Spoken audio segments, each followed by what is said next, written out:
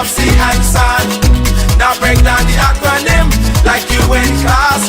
Oh, they're selling the whole country. Ooh, they're selling aha. Now I never been down with no OPP. I talk about selling our people's property. Don't know who doing it, so don't round me out. Don't send no police round me and tell me shush my mouth. Where's our conviction? But where's our pride? We selling everything, selling our backside. Just go online, it'll make you sick. You can buy any island, just point and click. See, they're selling our country, yes, they're selling our land. They're selling our archipelago of sea and sand. Now break down the acronym like you in class. Oh, they're selling the whole country. Ooh, they're selling aha. Hey, hey. Ride him. My mother always say, when you find a donkey, ride it. What? Come on. We got a whole nation in 73. Now we getting back the whole country. What kind of fools we must be, selling out for a bag of rice and a cup of tea. You know what does bug me? Help me understand. I can't find piece of property for under 80 grand. But I can fix this, I know what to do. I can squat just like them other people try make me do. See, they're selling our country, yes, they're selling our land. They're selling our archipelago of sea and sand. Now break down the acronym like you in class. Oh, they're selling the whole country. Ooh, they're selling aha. They're selling our country. They're selling our land. They're selling our archipelago of sea and sand. Now break down the acronym like you in class. Oh, they're selling the whole country. Ooh, they're selling aha. I get everybody sells some every day.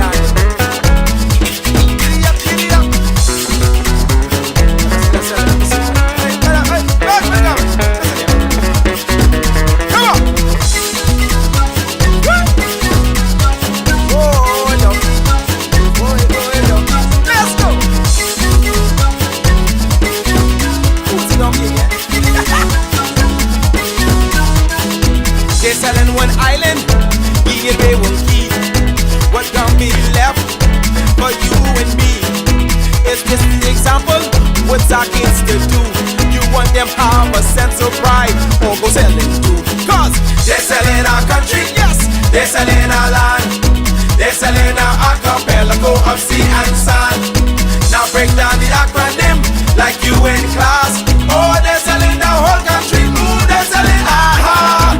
They're selling our country, yes, they're selling our land. They're selling our archipelago of sea and sand.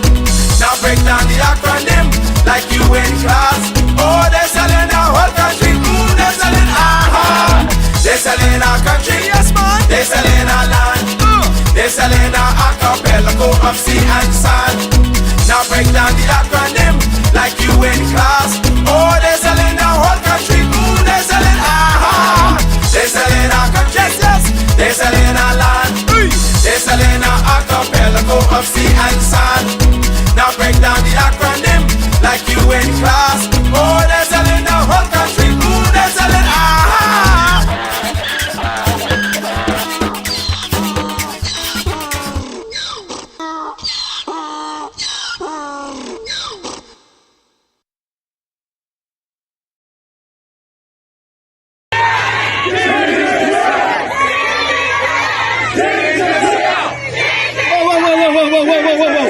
Whoa, girls, we outdoing it?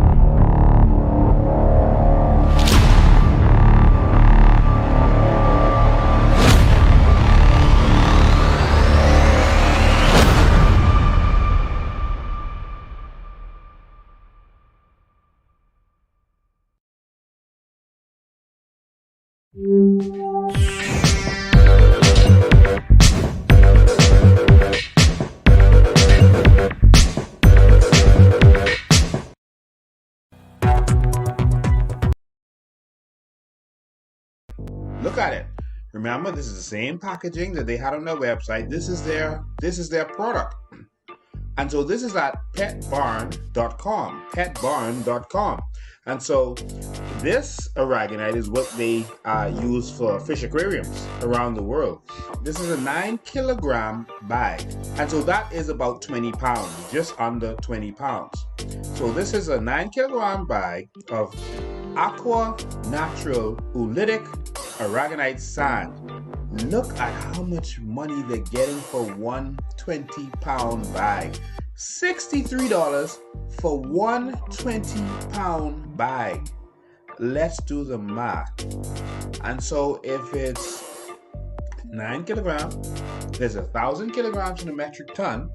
And so if you do the math, 1 metric ton that they paid $2 for is on the market for up to $7,000 they're making off of that $2 metric ton. Surely this is a multi-billion-dollar industry. Wow, this is mind-blowing. Of course, in other places, we found, like on Amazon.com, it sells for much cheaper. But this is the high end, and this is the end result. So we found this for much less, sometimes half of what we see here. So if it's half of the 7,000, then maybe it's about 3,000 that they can make from that metric ton. If it's a little less than that, maybe it's 2,000. There is no industry in the world that I can think of where that kind of profit can be made. This makes aragonite more valuable than gold, more valuable than diamonds. There's no other product in the world that you can pay $2 a metric ton for and sell for thousands of dollars. Whether it's 1, 2, 3, 4, 5, 6, or 7,000, there is no product where this is doable. And so this is a major industry.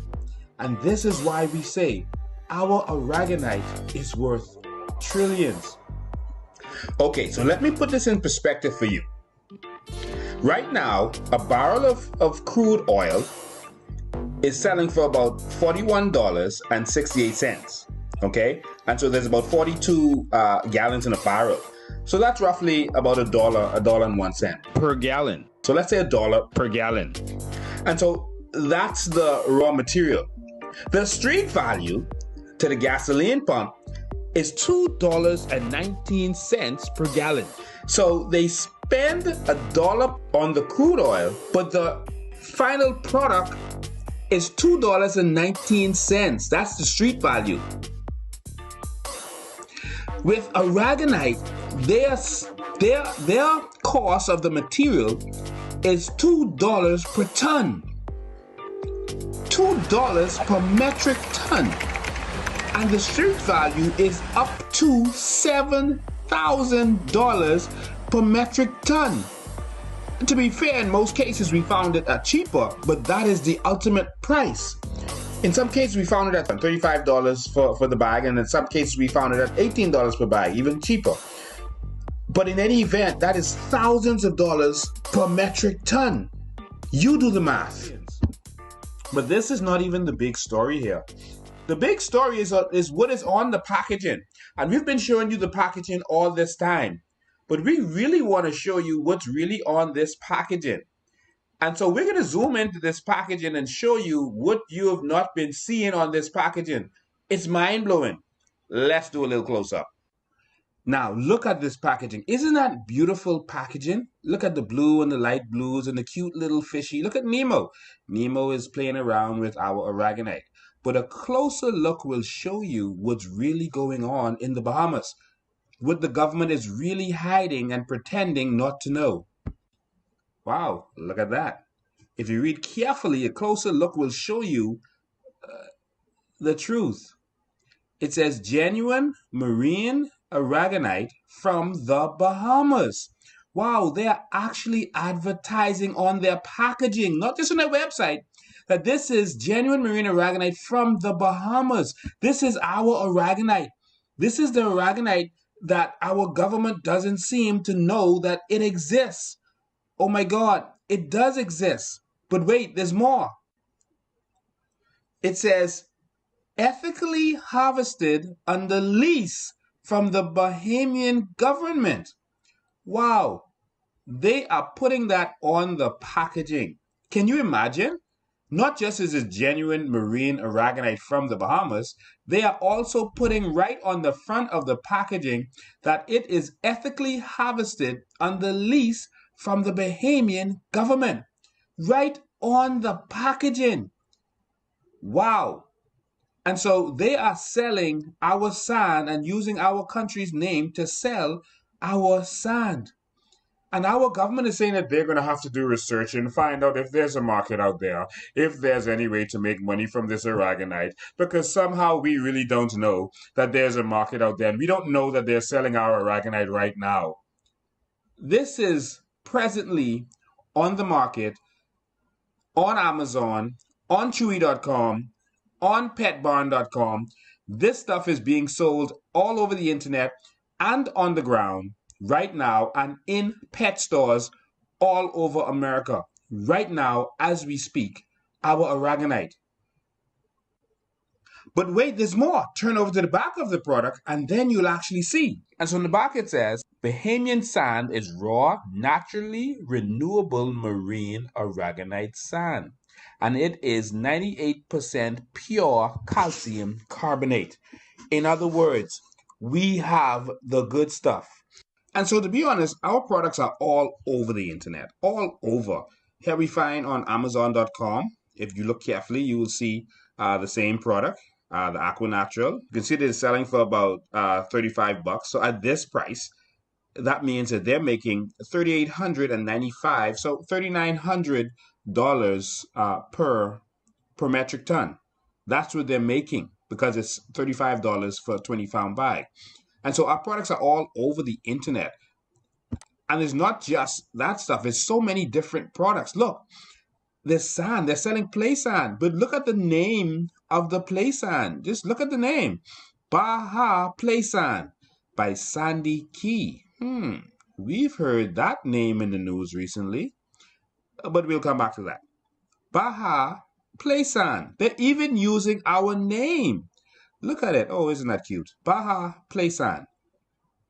And it is selling for $21.19 per bag. And so that price, that's about $2,450 per metric ton that they're making for this metric ton that they paid $2 for. And so again, look what it says on the back. It says it right there. Bahamian aragonite sand possesses numerous advantages, making it a superior play sand. So again, the Bahamas product is being sold as the superior product. It goes on. Bahamian aragonite is an ideal play sand material that is both safe for your child and environmentally friendly. It is pure aragonite sand, ethically and sustainably harvested from the crystal clear oceans of the Bahamas. This is phenomenal, and it is a phenomenal business, and it is definitely and clearly a business that can make lots and lots of money for the Bahamas and for the Bahamian people.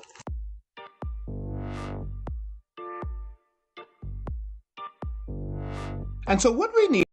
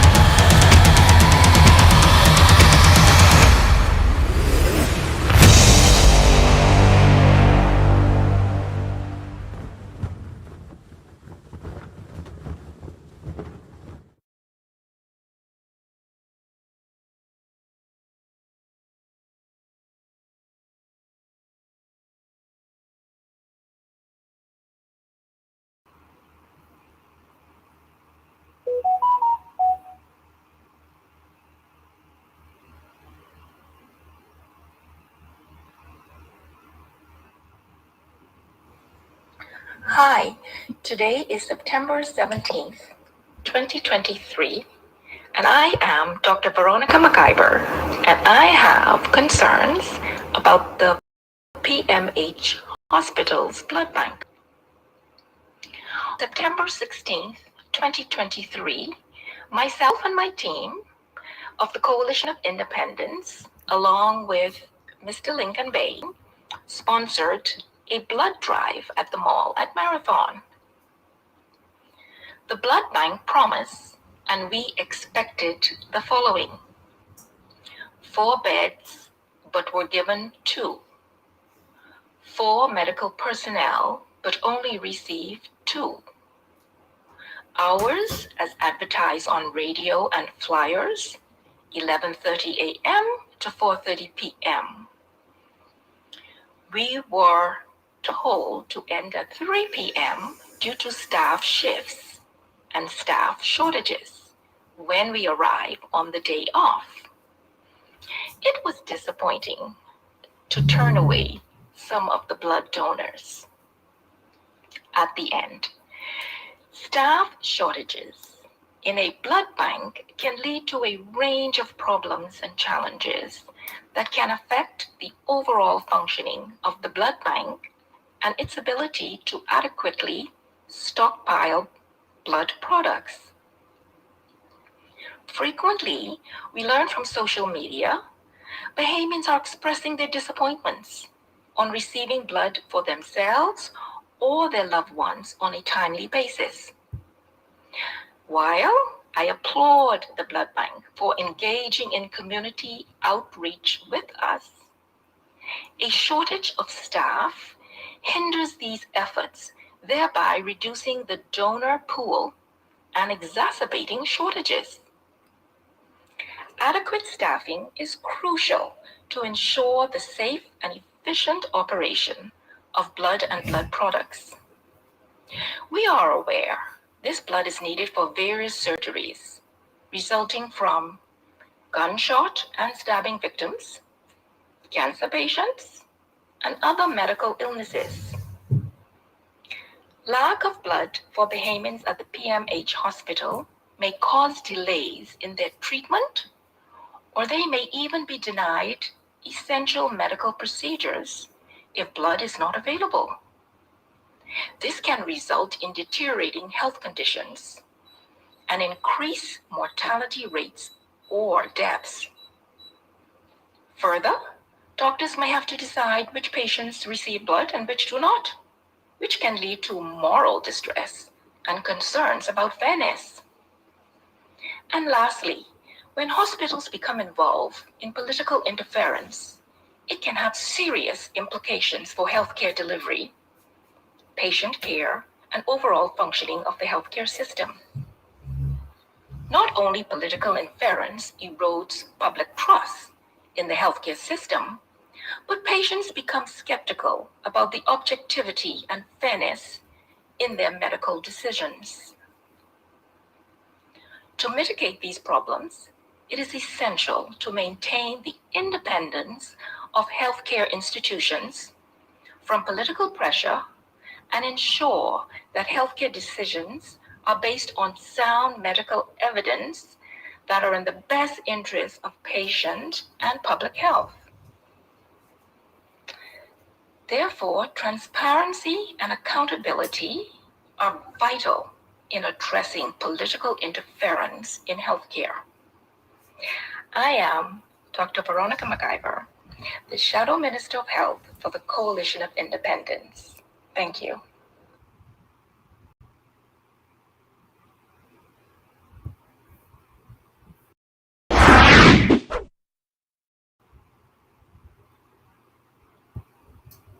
Good afternoon, ladies and gentlemen, and thank you for being here. It's always a pleasure to be with you.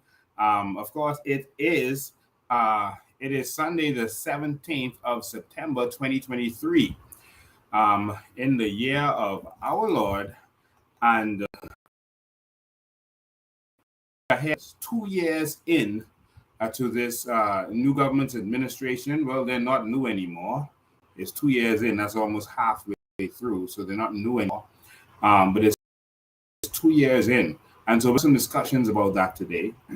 When we get started, we have to deal with a few housekeeping matters. And of course, we have to discuss one of the reasons we had that blood drive. And while we're having the blood drive, another Bahamian died for lack of blood in the hospital. We'll get to that in a moment. I just wanted to remind everyone listening to this. That, of course, we have our amazing and wonderful convention is coming up, and that convention is going to be on the 18th of November. That's Saturday, the 18th of November. It's a morning session and an evening session. It's a one-day convention. It's going to be at the Marriott Courtyard on West Bay Street. The Marriott Courtyard on West Bay Street. There's an area, there are convention areas in the back. It used to be Culture Club for the older amongst you who would remember that. So it's a big convention area that used to be called, they used it as Culture Club one time. So it's a big convention hall. So we're going to be there at the Marriott Courtyard. Please join us. We are going to make this official. We came into all of this 5 months in. They called a snap election. Of course, they were terrified of us, and they called a snap election. And within 3 weeks, the election was going to start. So we only had 5 months and 3 weeks to establish what we did. And I want to congratulate everybody who has been a part of this process from the beginning. All of you. You did well. And the Bahamian people responded and made you the official third party in the country, which is the perfect platform to take this country over. It's the perfect platform from which to strike and take back this government from the failing PLP and FNM, who have been failing us for all of these years, actually raping and robbing us and intentionally failing us. We'll get to all of that today as we have these discussions. So thank you to all of you who have made all of this possible for this young party to start. After the election, we decided to form a party. Before election, we were not a party. We were just independent candidates working together. That's what we were. I heard some people say about who our candidates were last time, who our candidates were not last time. We were independent candidates working together. Now we are a party. And so we are moving forward, and we're going to launch officially November 18th, Saturday, November 18th, at the Marriott Courtyard. And so the morning session is going to be from 10 a.m. and the evening session is going to start at 6 p.m. It's going to be spectacular. Make sure you are there. So the evening session is for anyone. You don't have to be a delegate member, nothing. It's for all Bahamians to be there to hear from our amazing candidates, our shadow ministers, etc., about this new Bahamas. And that's what our focus is on. Our focus is not on bashing other parties. Our focus is on how do we get to the new Bahamas. And so you're going to hear from us, just like we did in our rally, about the new Bahamas and where do we go from here and how do we get there. We're going to give the Bahamian people a choice. You continue with what hasn't been working for 50 years, or we move on to something that works. All we want is a country that works. Why are we doing this? Because we live in this country and we want a country that works for us and for all people. Because if I am well-to-do and my neighbor is not, my neighbor's son may end up robbing me. If I have a business but everyone else does not, my business is going to close soon because no one can afford to patronize my business. That's economics 101.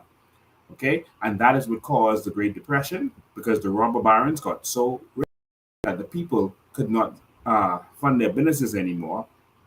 And they had to bail out the government, believe it or not. And then they had to do social programs in a capitalist country. And so that's a discussion for another day. But we believe that we can have a better Bahamas, and that's why we're doing this. So make sure you're there for our convention. Also, on October 4th, we are going to our house. We're going to our house to see our employees, we've had enough, man. We cannot just sit back and let the government do what they're doing and throw some parties to pacify some of us.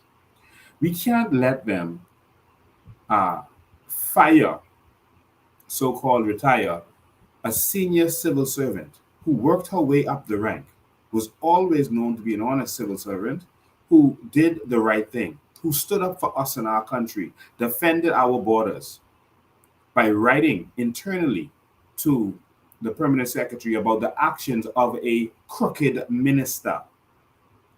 And then to be punished for that is not only against the law, Section 47 of the Freedom of Information Act, it is ethically and morally wrong. And we keep putting up with this with the Progressive Liberal Party. Every time we put them back in, they make us promises and we say, oh, they could be different this time. Oh, they could be different this time. And we always get disappointed. So I guess next time they're going to say, oh, Chester's here. The rest of that was Brave and Perry and them. But Chester's going to be different. So we can be different this time. They are never going to be different because they are part of the same system. So, ladies and gentlemen, we have to stand up. We have to stand up because our light bill should never be should increase by 3 times. When the price of oil has been going down, you've been being robbed. I've shown you on the markets, the price of oil went down almost by half. Yet our electricity bills, because of the same oil surcharge, fuel surcharge, has gone up almost 3 times. We're being robbed. While people are still saying, oh, the government doing all they can. No, they're robbing us. They're robbing us. And it's wrong. And so you can sit down and just allow it and accept it. Or you can stand up and do something. Let's go and fix our country. Our country doesn't work. There's so much to talk about, and we're going to get to that today. I just wanted to get to these announcements. I wanted to say, somebody says even gas prices. No, the price of everything has gone through the roof. The grocery prices. I've been in the grocery store this morning and I see the desperation on some people's faces. I see the anxiety on their face as the cashier is entering those stuff and they're watching the price go up and up and up.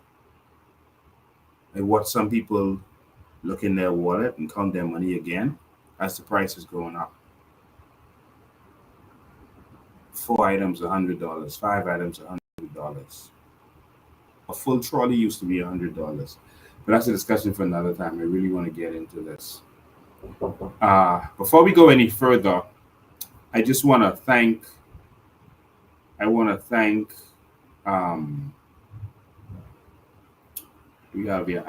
the Men's Association for showing up and showing out. Our Men's Association had a phenomenal showing. Yes, this is that. Our Men's Association showed out.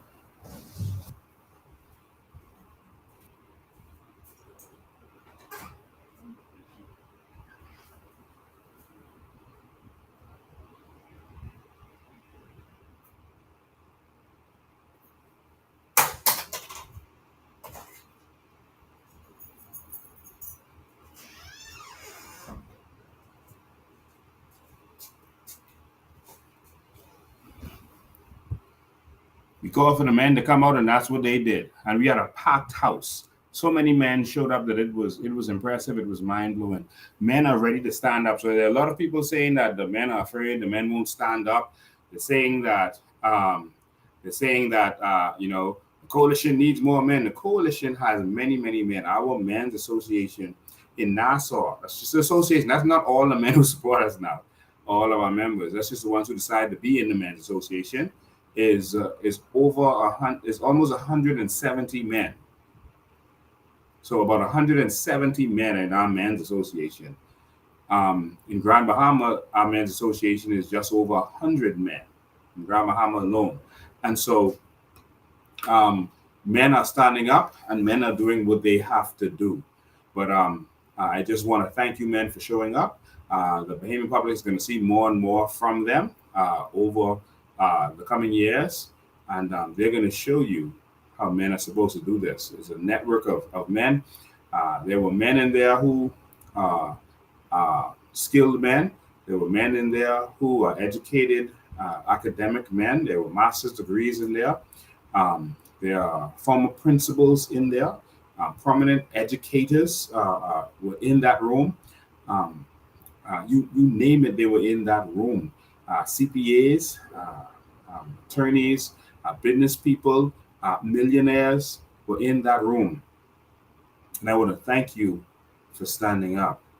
The pastors in that room, I stopped counting when we reached the six ordained minister in that room. So there are many men standing up. Ladies and gentlemen, the evolution has begun. The evolution in the mindset of Bahamians has begun. So stay tuned. Stay tuned. All right. So I just want to say thank you to all the men that showed up. And that takes us back to the address by our shadow minister of health. And I was kind of starting to get to this because, you know, as we talked about this while we had the blood drive, there are persons who got teary-eyed. There are persons who got choked up. And this is a serious conversation I'm about to have with you.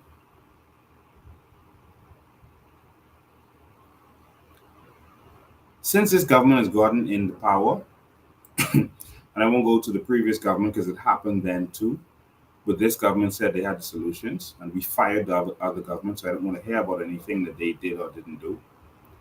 Since this government has come to power, we've had a serious problem with our blood bank.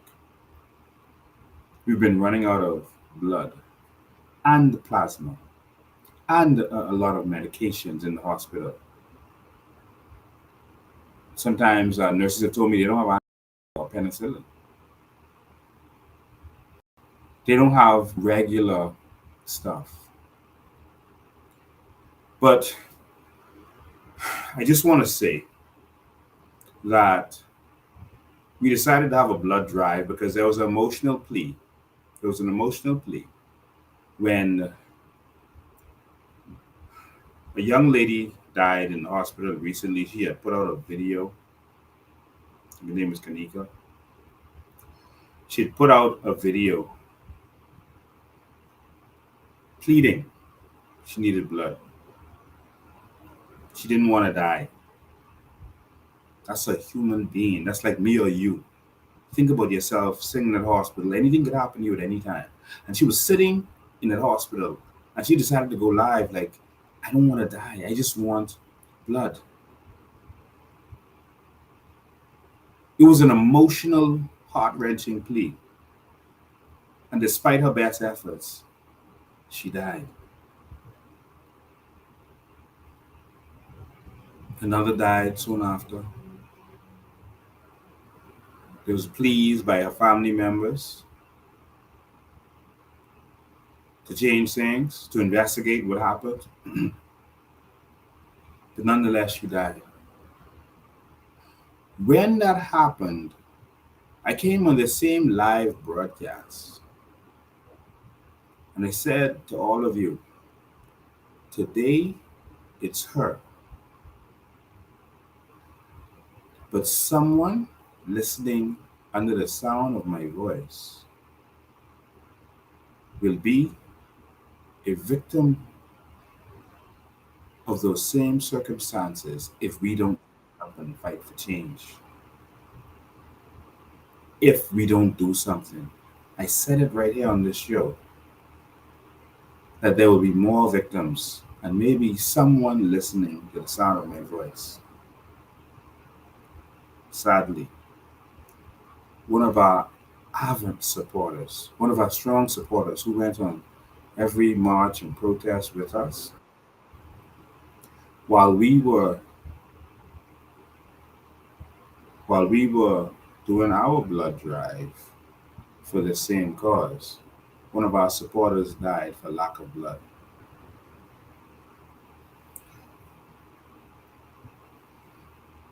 Her name is Miss Linda Smith.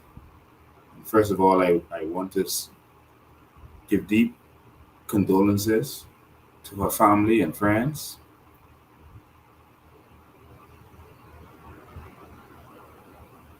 No Bahamian should have to die because they're getting surgery and they need blood. No one.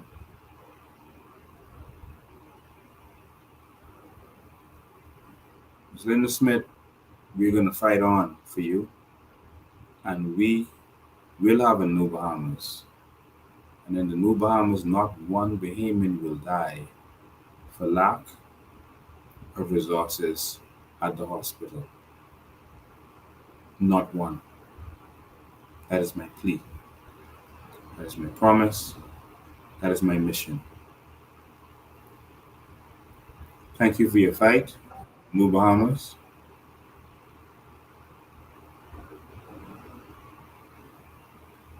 You didn't make it in with us, but you will watch us make it in from the other side.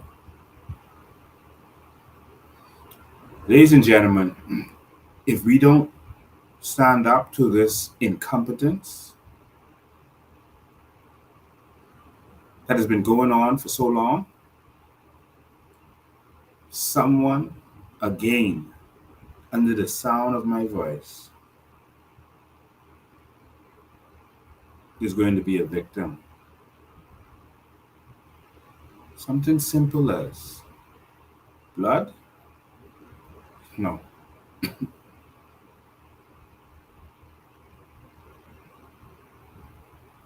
October 4th, come stand with me, please. Let's stand up and tell them to fix our country.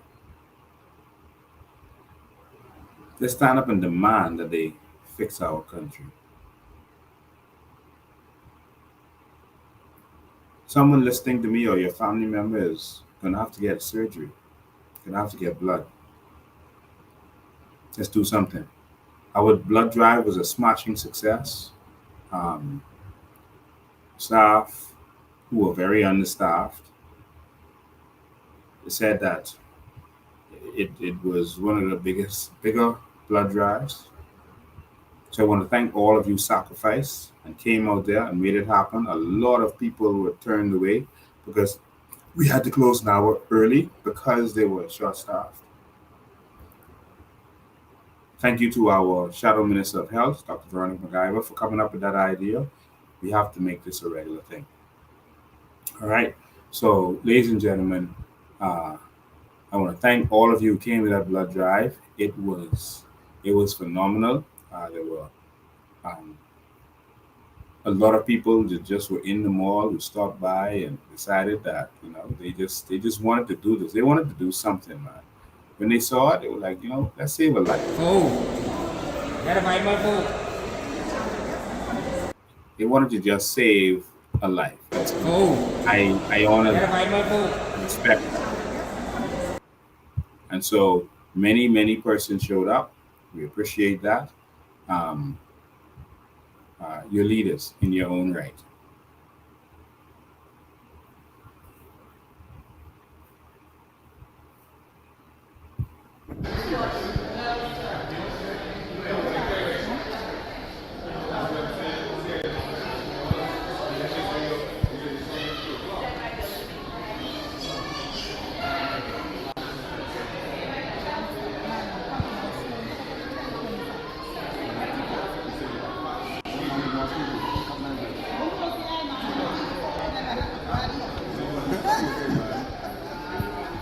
Greatly doing this.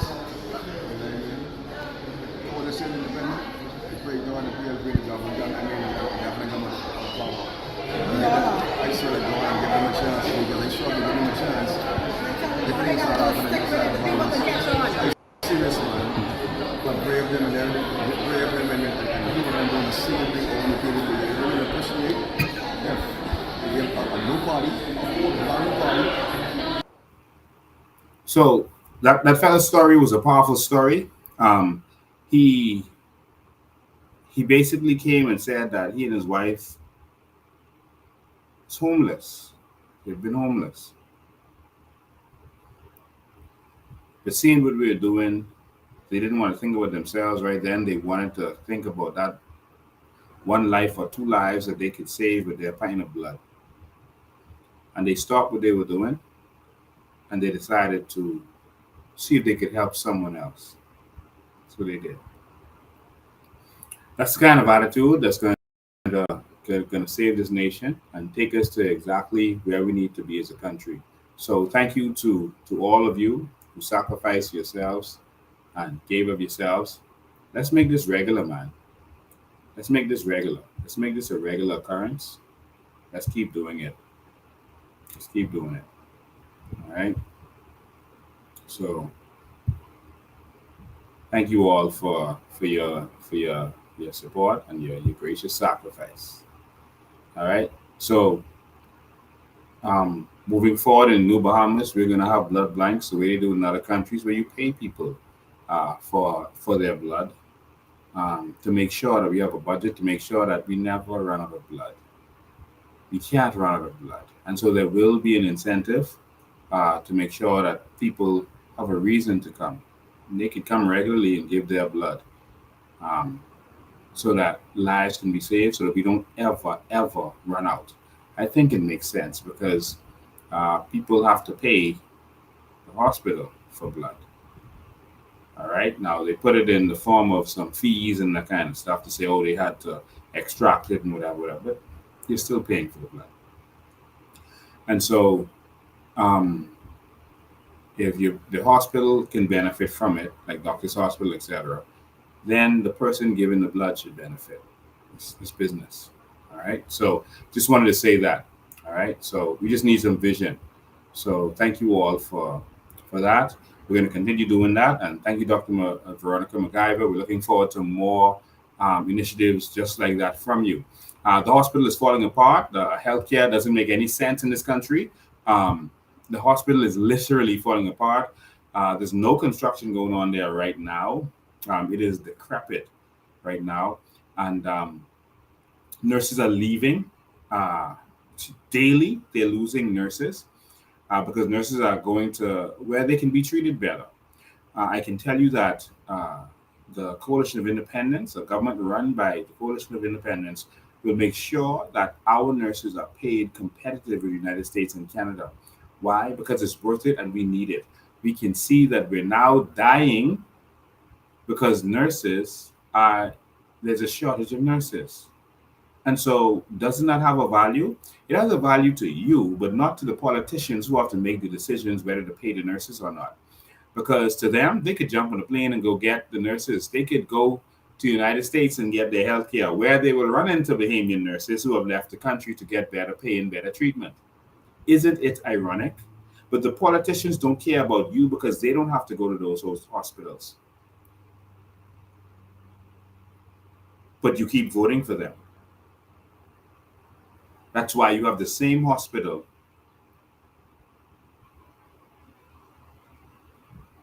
all these years. 50 years and we've never built another hospital. But they celebrate. And so nurses, hold on. And we're going to bring our nurses from around the world back to this Bahamas because we're going to have medical tourism. We're going to have medical tourism. We're going to have universal health care for all Bahamians, where everyone will get their own medical professional who monitors them, mostly nurses, who monitors them and make sure that their health is okay. I went in male medical too because I went to visit Maria Daxon, female medical too, to visit Maria Daxon. She's still in hospital, and she's in stable condition. She has bad asthma, chronic asthma that she got working in a government building that had mold and asbestos. That's how she got asthma as an adult, working for government in a government building that had mold, a old building. And now it's affecting her health for the rest of her life, as it is with many of you. We need change. I went to visit and I saw, a lot of elderly people are in there. We want to make your latter years your better years. by monitoring your health from the beginning to make sure you don't have to go to there, by going and farming organic food in the Bahamas, so you're not eating nonsense. I bought some uh, chicken quarters this morning.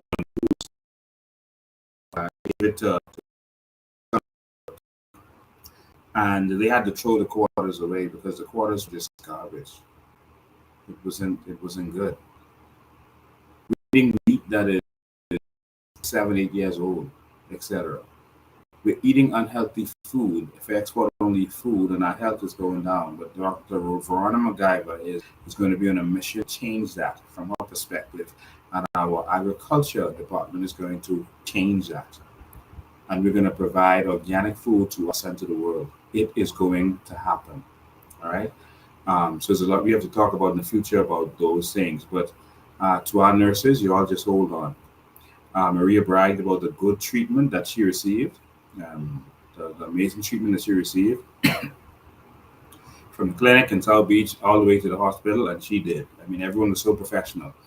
A lot of Filipino male nurses are now in charge in a lot of these in the hospital, and they are very professional and kind.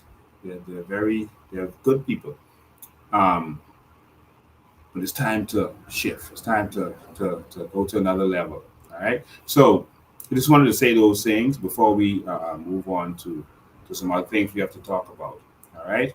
And so while we're talking about the proper pay for nurses, um, I'm also going to talk about our plans for Freeport. I got Freeport again. I just wanted Freeport is the key to New Bahamas. We have to keep talking about that. We're going to talk about the fake polls by the FNM and PLP in a minute. And we're going to talk about some homes in Abaco that's supposed to be built for the Bahaman people, but they're sitting there rotting. New homes, sitting rotting. I'm also going to talk about Long Island in a minute. All right. But talking about the nurses. All right. So now we're going to talk about the police and their this new program that they put forward, for police officers. Um, basically, in this program, I won't put it up on the screen and show it to you, but basically in this program, well, first, Wayne Monroe said it wasn't true, it was fake news, but the police, both Skippings and the commissioner, said, yeah, it is true. So, of course, Wayne Monroe's lost. And you guys keep pulling for these fellas saying, that, oh, he's so qualified. And they keep putting this so-called qualified team in front of you. But when they get in there, it seems like something happens. Like something happens. We just need change, y'all. Stop falling for them. Oh, you gotta have good quality candidates. Isn't Wayne Monroe a good quality candidate? What's the good quality that you've gotten in the Ministry of National Security? Please tell me. Which area of Ministry of National Security works like it's supposed to? We have Defense Force boats that are broken down and not working. Defense Force hasn't been able to catch one Haitian sloop in recent times on the ocean. I'm not blaming the Defense Force officers. We love them, and we're going to look out for them and fight for them. I'm talking about the system that they're in that is not functioning properly for them. Again, the prison, we saw those prison officers having to strike early in this administration, and we see the conditions that they're in. But all they could do is talk about building this new $90 million prison to benefit our political cronies. All right. Immigration has been, it's not necessarily, and it's still national security. It's been an abject failure. What? Tell me. But in any event, Wayne Monroe is lost, and that's when you all vote for qualified people. In any event, the Commissioner of Police says that they are rewarding police officers. But the thing that disturbs me with that, I'm a former police, the thing that disturbs me with that is simple. If you say that persons are going to be rewarded if they charge, not just an arrest, but an arrest and charging the person, do you know what's going to happen? More and more persons are going to be charged willy-nilly. It's possible. You just open the floodgates for that. And there are good officers who won't do that, but there may be some that now feel like, oh, I can benefit by just charging you. Don't matter if you're guilty or not. I am charging you. And yeah, you'll go to court and win, but they don't have a deduction for if you lose the case. And the case may take so long, it doesn't matter anyway. But there's no deduction if you lose the case. It's just if you charge someone. The problem is how many wrong persons have been charged. But you just rewarded someone for just charging someone. And so now they go to court and the police feels like, oh, well, if we lose the case, yeah, you can't do nothing to me. You can't sue me. But I just got rewarded. Cash or promotion or recommendation. That's a problem. That's a serious problem. That now puts in question every single case by the police. It means that they had a financial incentive to charge persons whether they felt that they were guilty or not. That puts the integrity of the police force in jeopardy. That is a serious problem. Okay? Now, let me tell you what you should do for the police. You say, the Commissioner of Police responded by saying that even a dog, see, even this was making arrests wins cops prizes. So arrest and charging wins prizes for cops. All right, and the Commissioner of Police said even a dog is rewarded for good work, and I think that's how they see the police officers. And why I say that is as simple as this: if you want to reward the police, simply pay them what they deserve to be paid.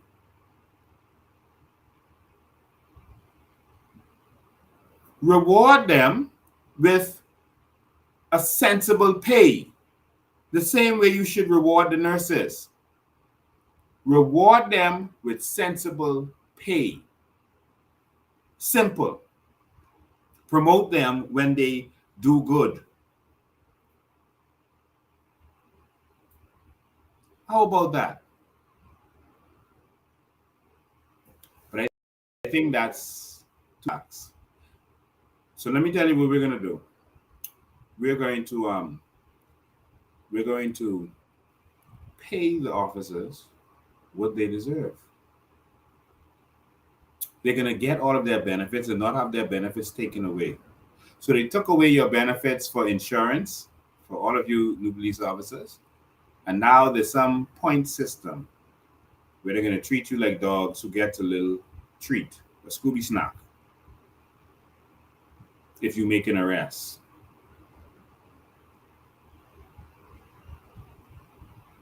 This isn't adding up. All right? We need an actual plan to fight crime. All right? So I just wanted to plug that in there. And next, I want to move on quickly to these fake polls that the government have been putting out and the opposition. And then I'm going to open the phone line in 5 minutes. These fake polls, the PLP put out fake poll using Anthony Ferguson's The Guardian. Remember, Anthony Ferguson has been made an ambassador. He's traveling around with Grave Davis. And, they're forming a company to use them to form a company to take away our carbon credits so that they can benefit from the billions and Bahamians can get nothing. And so, of course, with the convention being called for the PLP and with their deep unpopularity in recent times, they prorogued the House and they're trying to do a bunch of things in the community and have car raffles, and they're doing all kinds of things right now. Oh, free breakfast, all these same old weapons they're doing to distract the people. But I don't think it's going to work. It's not. And so we have to stay focused to the wilds of the devil. So what they're doing now is they're putting out these fake polls. All right, so the PLP put out this fake poll with The Guardian. Nothing you see in The Guardian relating to politics is legitimate for the remainder of this administration. They are trying to promote Philip Brave Davis that and they're going to use polls to do so.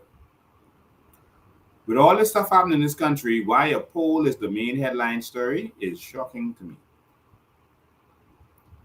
They gave him a 60% approval rating, saying that they did a poll with what, 687 people or 587 people. It's not credible. Do not trust any poll where you didn't see the poll, but everyone sees the results. That is the sure sign of a corrupt, crooked poll. Because if they could share the results, they could have shared the poll and got your voting. So if you see any poll that says the results are in and it's shared widely, but you never saw the poll, it's because they didn't want you to see the poll. And so that takes us to the next side of the coin, the Free National Movement. In their desperation, because they are extremely unpopular right now, they decided to do a poll after the FNM did their fake poll. They decided to do a fake poll. That's out of the pairs. And their troll decided to do a poll and put the UB on it. University of Bahamas has already responded, saying not them. When I looked at the poll, I saw the typos, etc. on the poll. I saw typos. And people still were sharing and saying, look at this poll. And so the purpose of that poll, if you looked at it carefully, was to promote Michael Pintard. Because they said they did a poll. That all the rest of that didn't matter. So first they wanted to destroy the government by putting poll ratings that made the government look bad. Right? I'm just being real. And then they got to the part where, what is your view of Philip Brave Davis? And it was a negative view, majority. Then it was what if Michael Pintard? 70% of people. Michael Pintard is doing an amazing job, and we have a positive outlook of Michael Pintard. And there was a rave review of Michael Pintard, and just seeing that, you should have known that that's a fake poll. Any poll where they're just giving you results, remember, anyone could just give you any results. I can listen while we're on this live. I can literally go do some pie charts and put any result on that and share that. Do not believe any poll where you cannot see the results in real time. Politicians know that people are like sheep. They just follow. They want to follow who they think is going to win. So they use polls to influence your mind. The polls in the Bahamas cannot be trusted before election and after election. You cannot trust them. Okay? Unless it's real-time polling. Understand? So real-time polling and only real-time polling will be accredited moving forward from now to the next general election. Okay? Real-time polling. Everyone focus? So don't send me no poll where they say, oh, the results are in. Look at these poll results. There's no one who said they did the poll, nothing. But of course, the PLP is going to use Pat Raming's son, Imwale Raming, to do polls, like how they use, what they call, what was it, Island Key, or what did they call the poll before election? There was a PLP poll set that was before election. Notice you don't even see them no more. Election done. Remember there was a poll company that was, I mean, they were all over the place. They were on the news, some of the company, etc., etc. You know, because mission was accomplished. All right. So don't fall for any polls. All right, that you see moving forward. All right. So I just wanted to get that out there because a lot of people send these stuff to me and they're confused. They don't know what to think. Well, this is what to think. If you don't see the result, like you can't go on that poll and vote, and you saw 10 votes for PLP and you voted PLP for the PLP, and then you saw 11 votes right there in real time, any other poll is garbage. Do not support it. Yes, it happens in other countries, but in other countries, their polling is credible, and they will jail for fraud polls that put false if they catch them. Here, it'll never happen. All right, so focus. Don't fall for the old tricks. All right. So I guess they used that one too early, and now Bahamians are going to be hip to not real time. All right. If call in and you could listen right there and you can hear. Okay. Anything else? Let's don't.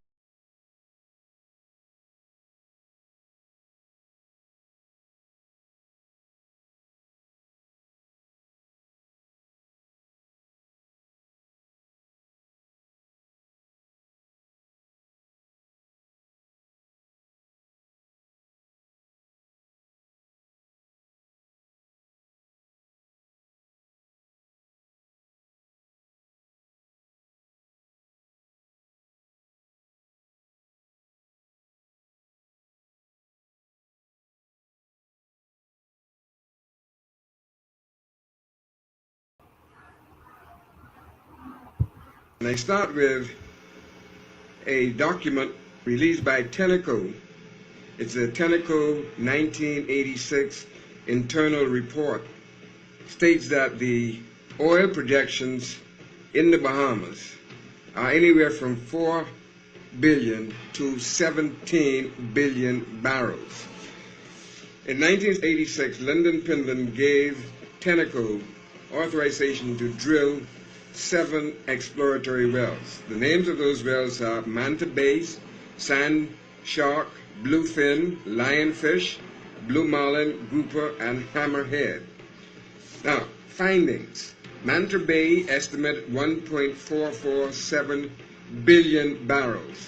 So, first question most people ask is, why are you in the Bahamas? And there's some sort of presumption that it's about palm trees and beaches and cocktails, but actually we're in the Bahamas because it's a very, very, very prolific oil-producing region.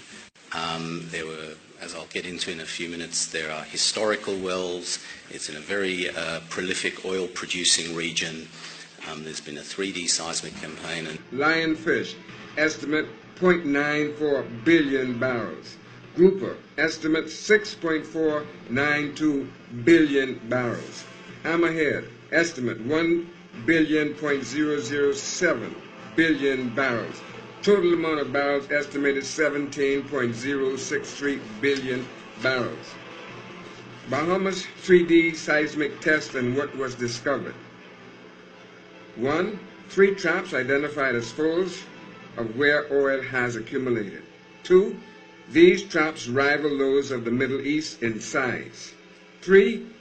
The Bahamas' oil potential is as big as those of the Middle East. What has happened with the natural resources of the Bahamas, especially oil? The oil resources of the Bahamas, Bahamians, are worth tens of trillions of dollars. We're at the point where we have to drill a well, and we have to get going on the drilling of that well by April 2017.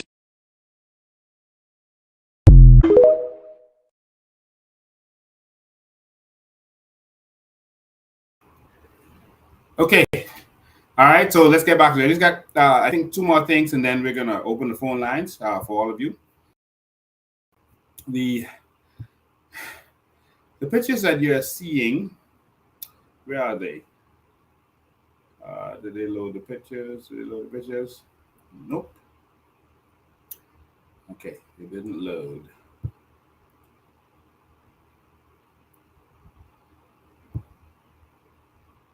All right, I'm going to skip to Long Island, and we'll get back to the other one. Long Island has, like other family islands, have a lot of issues. It's 50 years. It's 2 years into this administration, and we still see no real solutions. I'm sorry, but let me show you something. Do you know this is? Do you know what this is?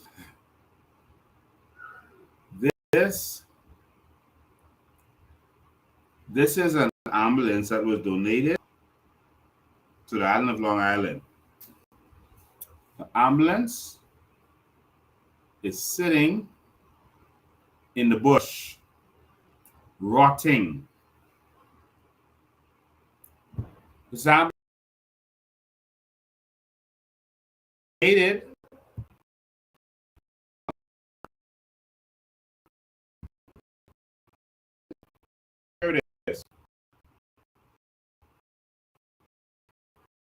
donated to the people of Long Island. It was literally thrown in the bush. Literally thrown in the bush. Literally thrown in the bush. Jesus. They got all of it.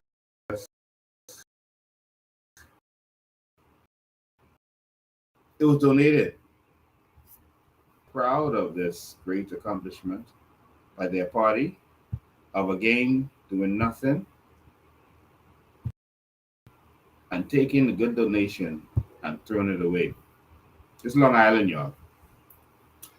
Next, I also want to go to Abaco. And I'm showing this because this is happening all over the Family Islands. If we've been traveling the Family Islands recently, we see the neglect and the decay in all of our Family Islands. The neglect and decay.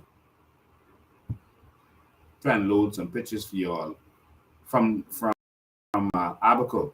Now, this one, more sick, demented, and decrepit. This one make you angry? I don't know what will. You don't even deserve to be in this country. In Abaco, some homes were built for the Bahamian people. In Abaco, all right? Some homes were built for the Bahamian people. Trying to pull them up. Work on me. Okay. Coming up right now. These homes right here. Some pictures of them.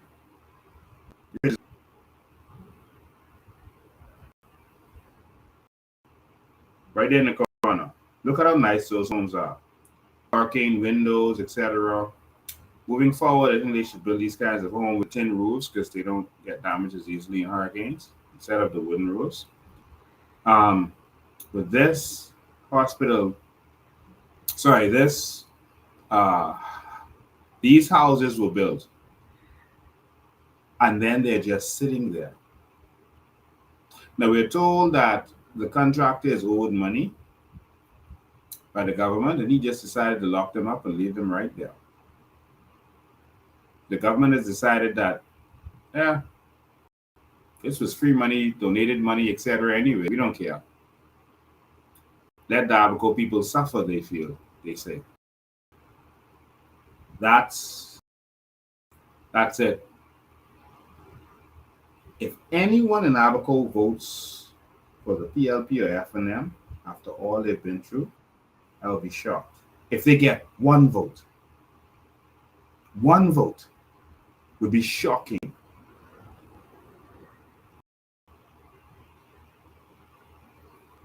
Look at these good houses just sitting there when there are people in need of housing in Abaco and around that. How they were putting themselves, I think they've built 40 homes so far, this administration, right? And they're praising that with rebuilt homes. Jesus. You did what? They pat themselves on the shoulder. All right, so that's it. That's Abaco. This is the area where it was supposed to be done. And also, this is the area, but also you can see the Abaco Community Center and shelter, not done. 2 years in. Still not done. Just a sign and the shovel in the ground, as they always do. There it is. Look at all the homes. Look at all those beautiful homes. Look at that. Jesus. I don't know how much more of this we could take. Anyway, I'm going to open the phone lines now as I continue because I want to talk about some solutions, and I want to open the phone lines to answer any of your questions that you may have. I want to talk about Freeport for a minute and what is possible there, but questions that you may have. So, those homes for, they were built for the people of Abaco. Remember, hundreds of donations, actually billions of dollars in donations came to the Bahamas, and so homes were built. The government built some homes, but they never gave it to you. Donations in lumber and building supplies were also given, but they were never given to you. There was even money, cash money that was given for each person to help them build, and they were not giving it to Abaco people. The Abaco people called me. I came to Abaco, exposed it, and then we started doing it. But now they started and then stopped, and people aren't getting it. The Davis administration came in, and a lot of those items that were donated and just for you, given to you, to be given to you, the government sold it. So the PLP do. After criticizing the government, and you remember I exposed the domes situation where the domes were being hidden in the yard. Hidden. And we exposed it. All right? So the phone line is open. There's two numbers. Again, you can call regular line or WhatsApp at 803-5995. That's one line. And you can also call 821-2843. So the numbers are on the screen. Call in.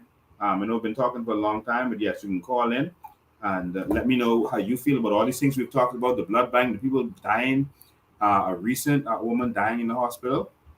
And there was another man who went on social media talking about the blood situation in the hospital on the weekend.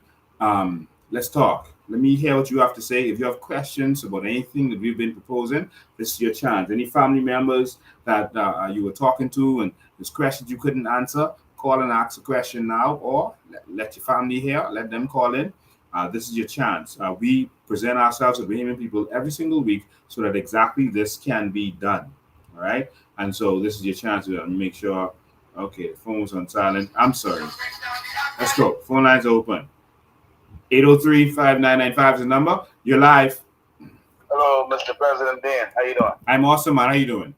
All right, awesome. I have a question that I want to not hang up the response. Mm-hmm. I know that you were talking about going solar the other day in Nassau. Yeah. There are some islands like Grandmama with the Grandmama Power Authority, Grandmama Power Company, and like in Spanish Wells with the St. George Power Company. If this company is going to be able to switch over to solar. Nassau, we tried.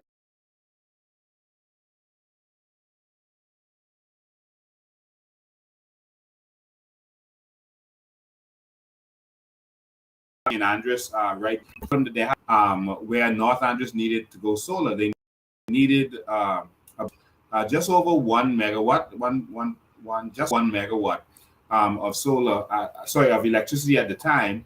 And I gave the example of how they put 1 megawatt of solar in the sports center yard in Nassau, and the cost, because they built them, each of them up so that you could park underneath them, so they're built with big structures. That cost $4 million.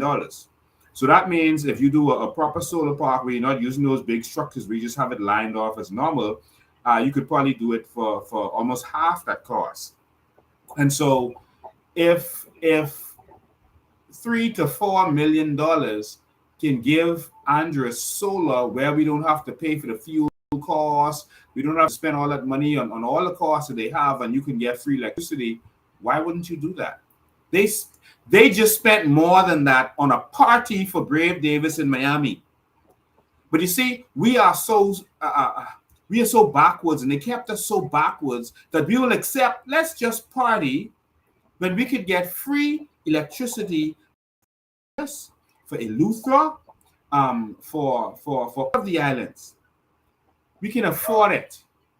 The $60 million they spent to buy that hotel in Grand Bahama could bring solar to every single one of the family islands, plus change.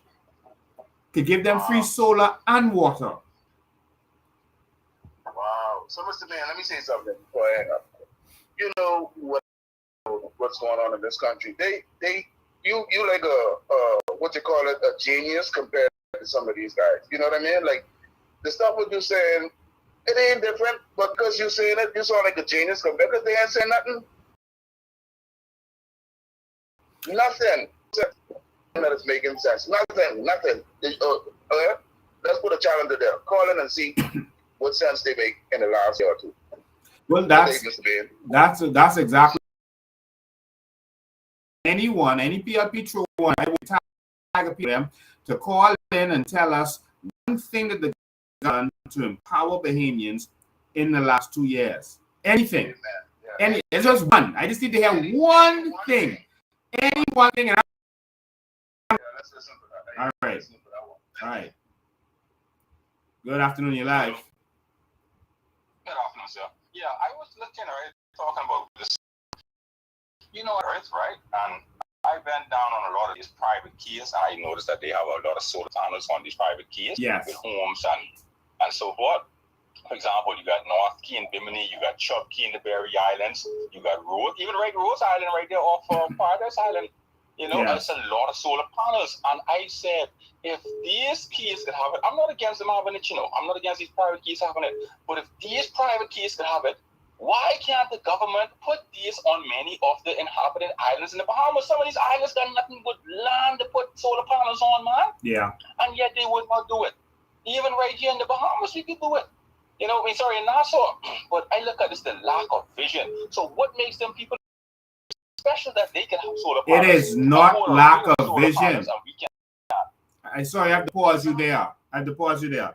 It is not lack of vision. It is corruption. All right? They know what can be done with solar. All of these politicians know it. It isn't that they don't have vision. They know we should have solar on Andros and the family islands and in Nassau. They know we have all this sun at the perfect angle. We're positioned at the perfect angle to get the sun in the perfect way. All right? And they know that. But of course, they're not doing it because they're making money shipping the oil to the family islands.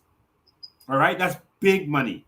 They're also now providing generation with these old generators. That's big money. They are making money selling the oil to us. That's why the fuel surges so much. They're raping us. Now they're telling you, it's going to go down in December. Of course, it's the usage is going to go down in December. Usage always goes down in December. But they put that out there, and that satisfied some people. Like, it's gonna go down a little bit in December. People use less of the air condition when December hits. Exactly. It normally goes down. But what I was going to say, right? And I feel it shames me to say it, but it's like our grandparents and our parents voted in a curse in 1967 when we put a black majority rule government over us. Because I say that because it's the PLP and the FNM who's the one who keep on putting us in this mess. Yeah. For over 50 years now. And I've heard some old people say that, I've heard some old people live long say, boy, if they know what I've heard it, I've heard old people say that if we know what we was getting into when we went to majority rule and independence. And I see what my grandmother died at 100 and some years old, and I see what my mother used to say they loved it better than the British. I understand that Lyndon did some development, and he puts in some institutions and everything. But we could have been much further as a country and a nation. Look at us, the Irish struggle. The Irish behemoth, I thought growing up that this is just the way black behemoths supposed to live. I only saw the white behemoths, them doing good. Wow. But I grew up to understand that, hey, and as in 2 years, what I've learned in being an activist, I've learned so much and come to realize so much. We've been getting swing by the PLP and FNM and blind shined it. Yeah. I gotta take some other calls, man. Thank you for your call.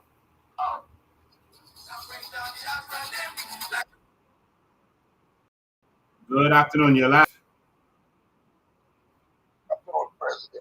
Happy Sunday. Same to you, man. Yeah. Just wanted to say I agree with you 110%.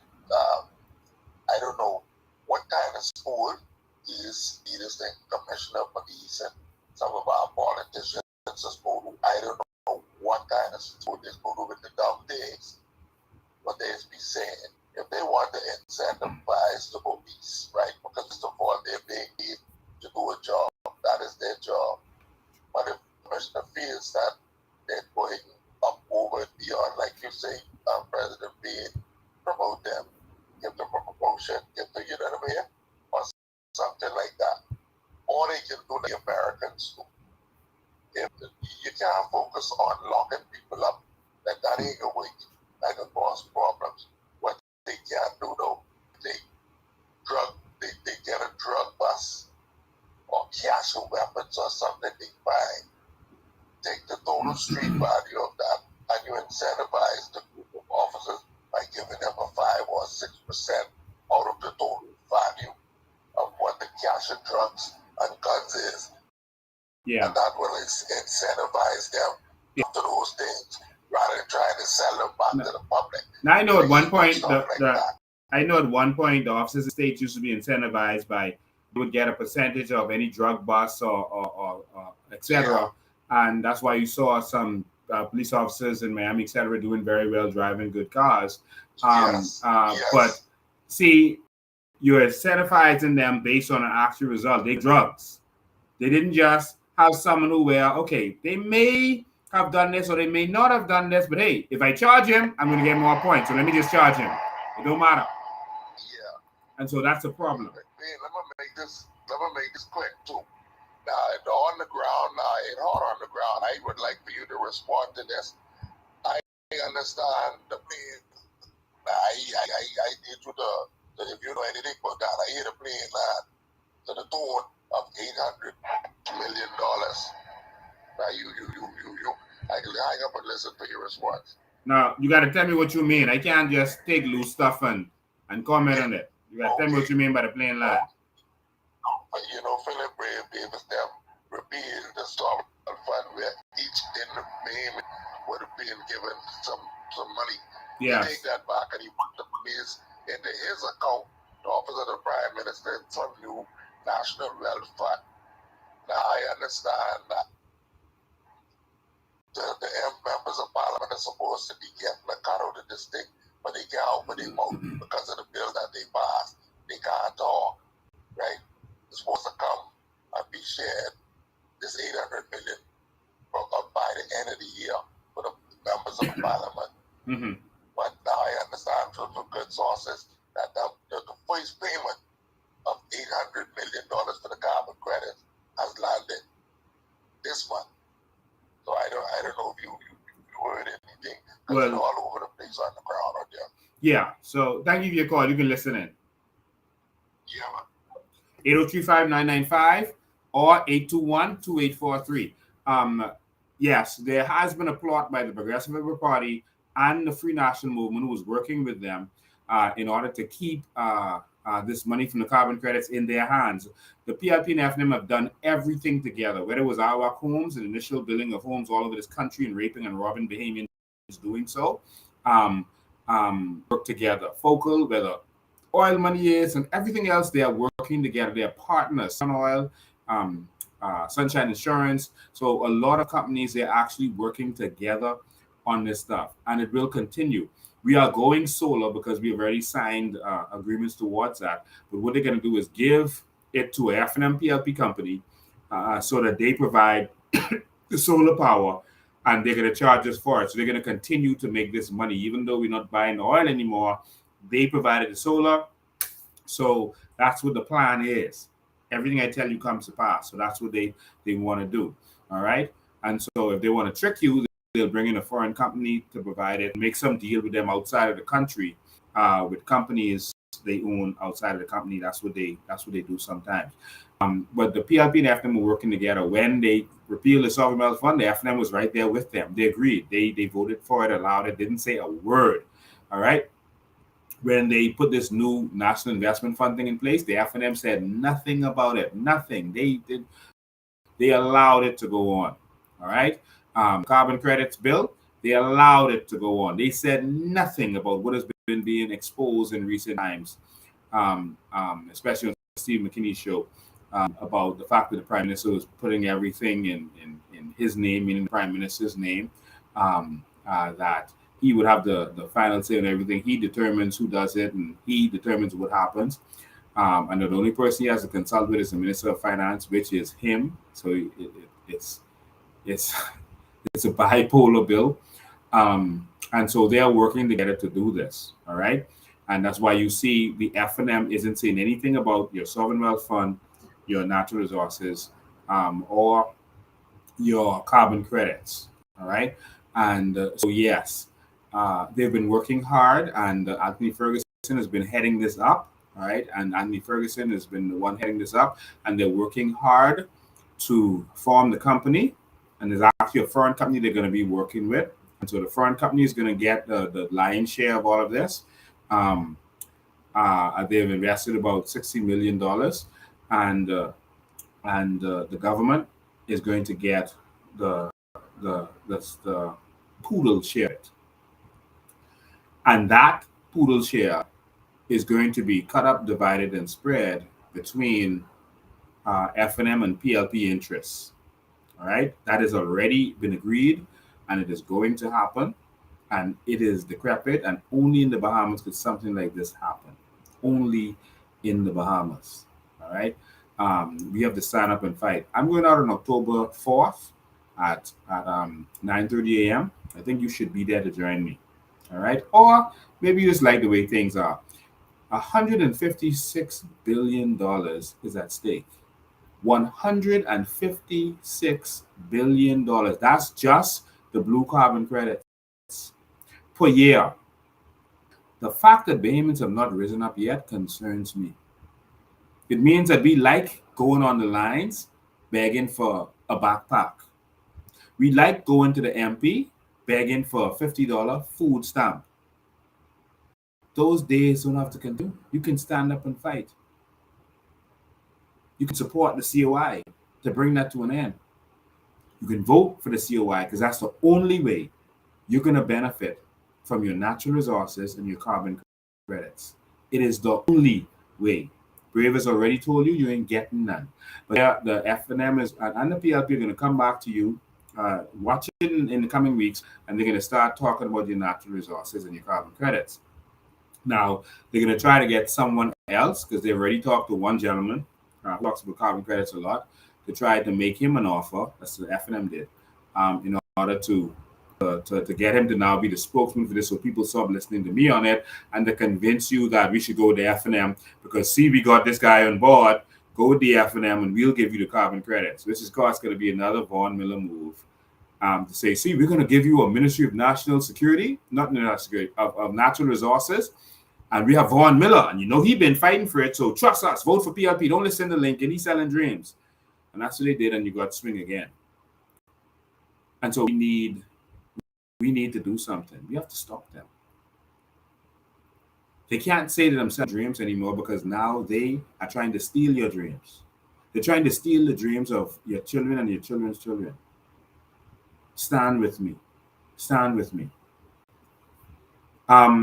I want you to see something. Watch this. This is interesting. The PLP put out some video about their accomplishments in 2 years. Listen, this is a comedy show. So I'm going to play it first, and then I'm going to go back and stop it as it's playing so you can see it good. All right? But this is the new PLP comic relief. You can't see it. Wait, hold on. We'll do that again.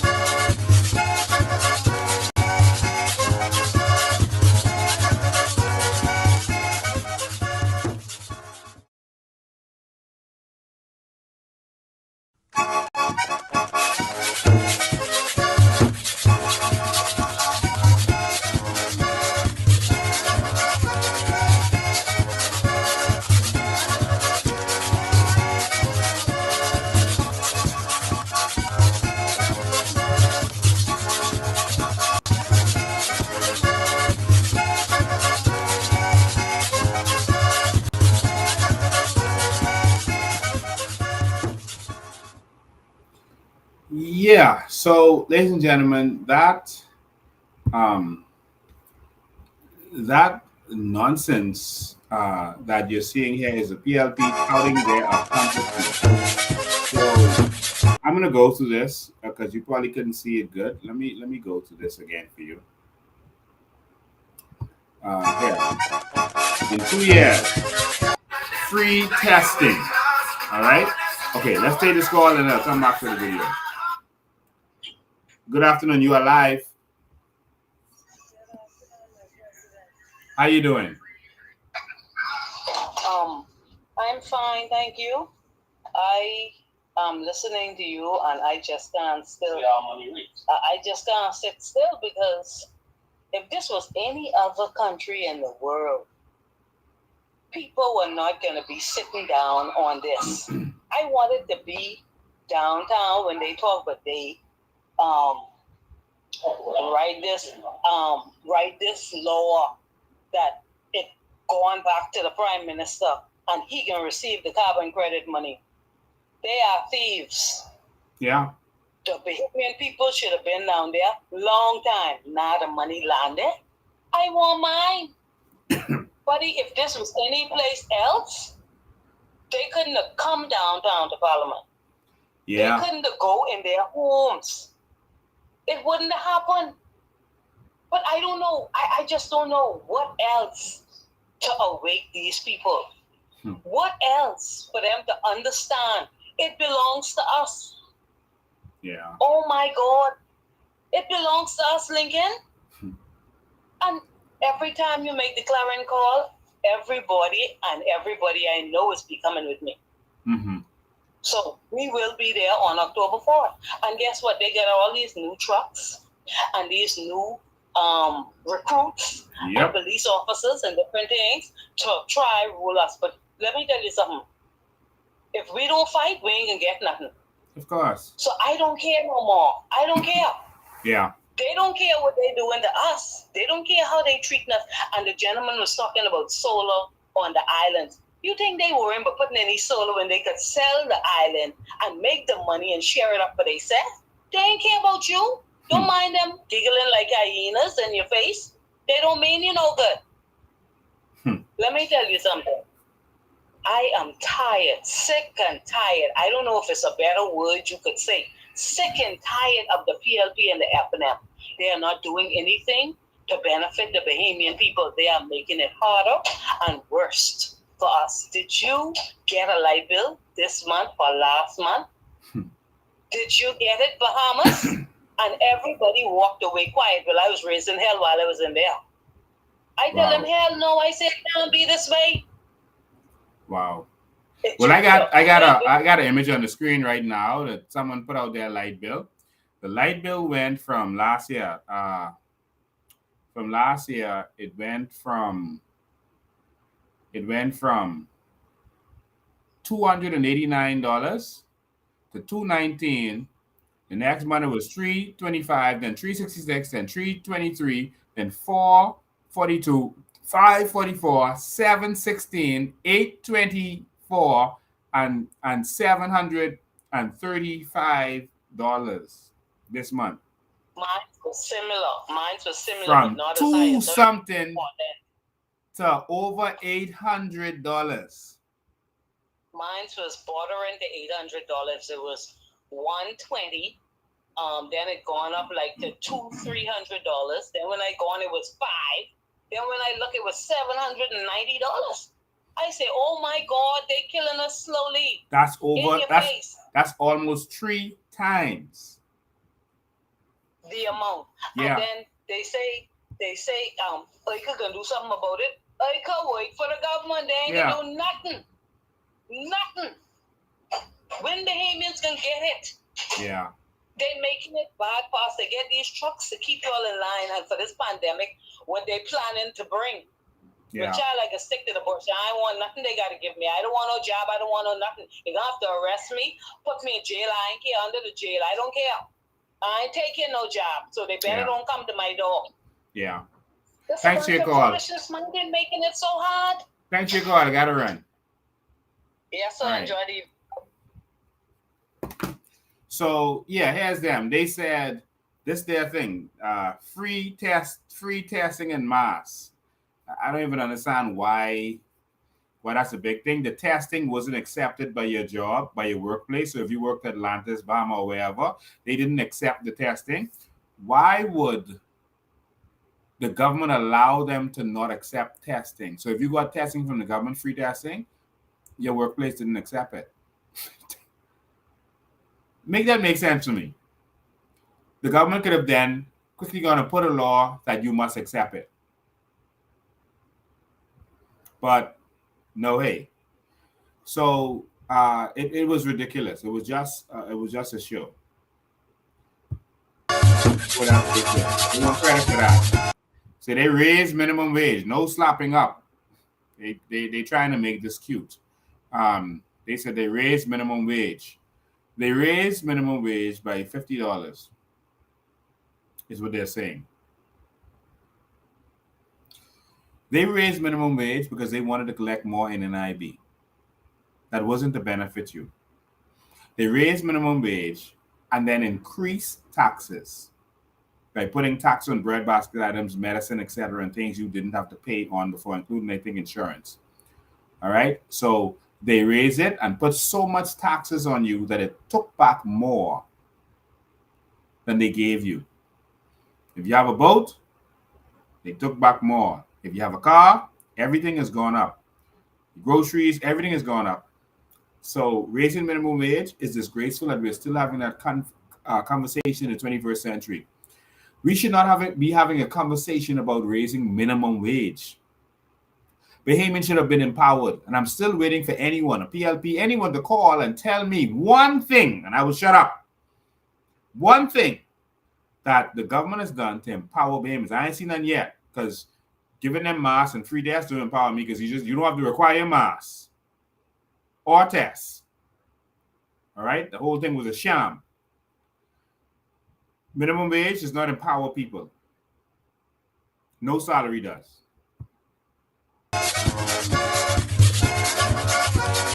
Hundreds of new officers recruited. We on the road. Again, they're trying to be cute.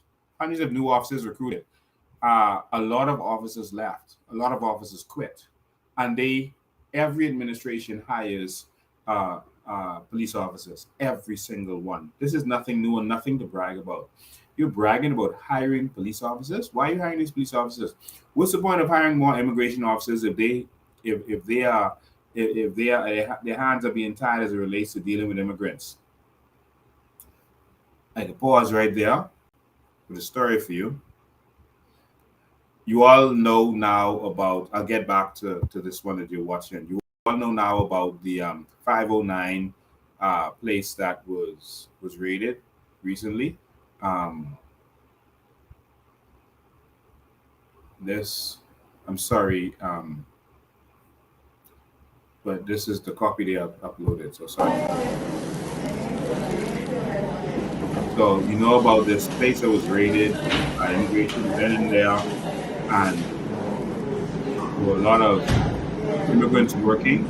Most of them had work permits, because there's a work permit fire sale going on right now with the corrupt government to get people in the country and keep them here, and then they're going to qualify for citizenship in short order. But all of you saw that where they were rounding them up. Now, there's something else that happened there, was that a man was on the phone who I guess is a manager or owner or whatever of that place. And he called someone purporting to be an immigration official on the phone, had them on speaker, and was talking. And this is according to persons who were there, and telling them to get these people out of there, and don't ever let them come back, is what he was saying to the official in his broken English. And the official could be heard on the phone telling them, "Don't worry, this will not happen again. We get this straight.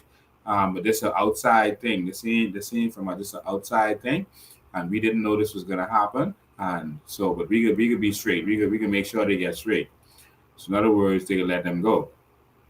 And so he tried to get the officer in charge. I think her name is Eva Rule to talk, and I didn't talk to Eva Rule. So y'all don't what the PLP do? Fire up. She didn't give me this information. A patron who was there gave me this information. All right, and so and a Haitian who was there who hate the fact that she got her work permit the right way, and her work permit has on it who she is actually working for, and she's working for them.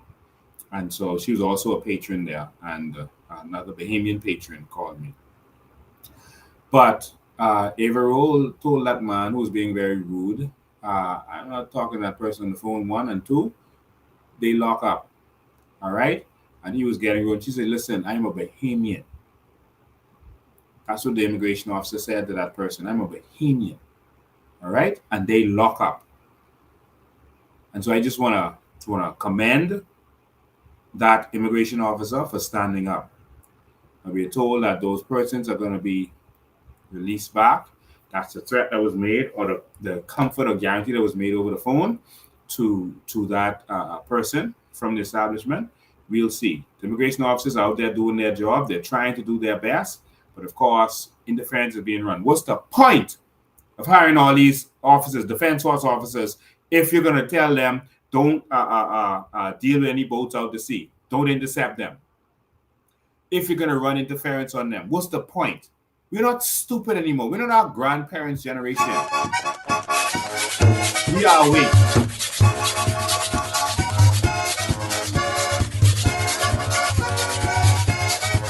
The next thing they said is affordable housing. Again, affordable housing. They built with 40 houses. Some of them they built in Pinecrest and the swamp. And they built it very unprofessionally where it looks good, but when trouble comes, we're going to see no columns, no bell costs, none of that stuff that normal houses have. We're going to see how that works out. All right. And they built it on the swamp and put plenty fill in there. All right. So, I mean, come on. But we'll see exactly what happens. Affordable housing. I just showed you housing all over Abaco that is just sitting there. And so that's an absolute fail. Look at those beautiful houses just sitting. All right. Let's continue.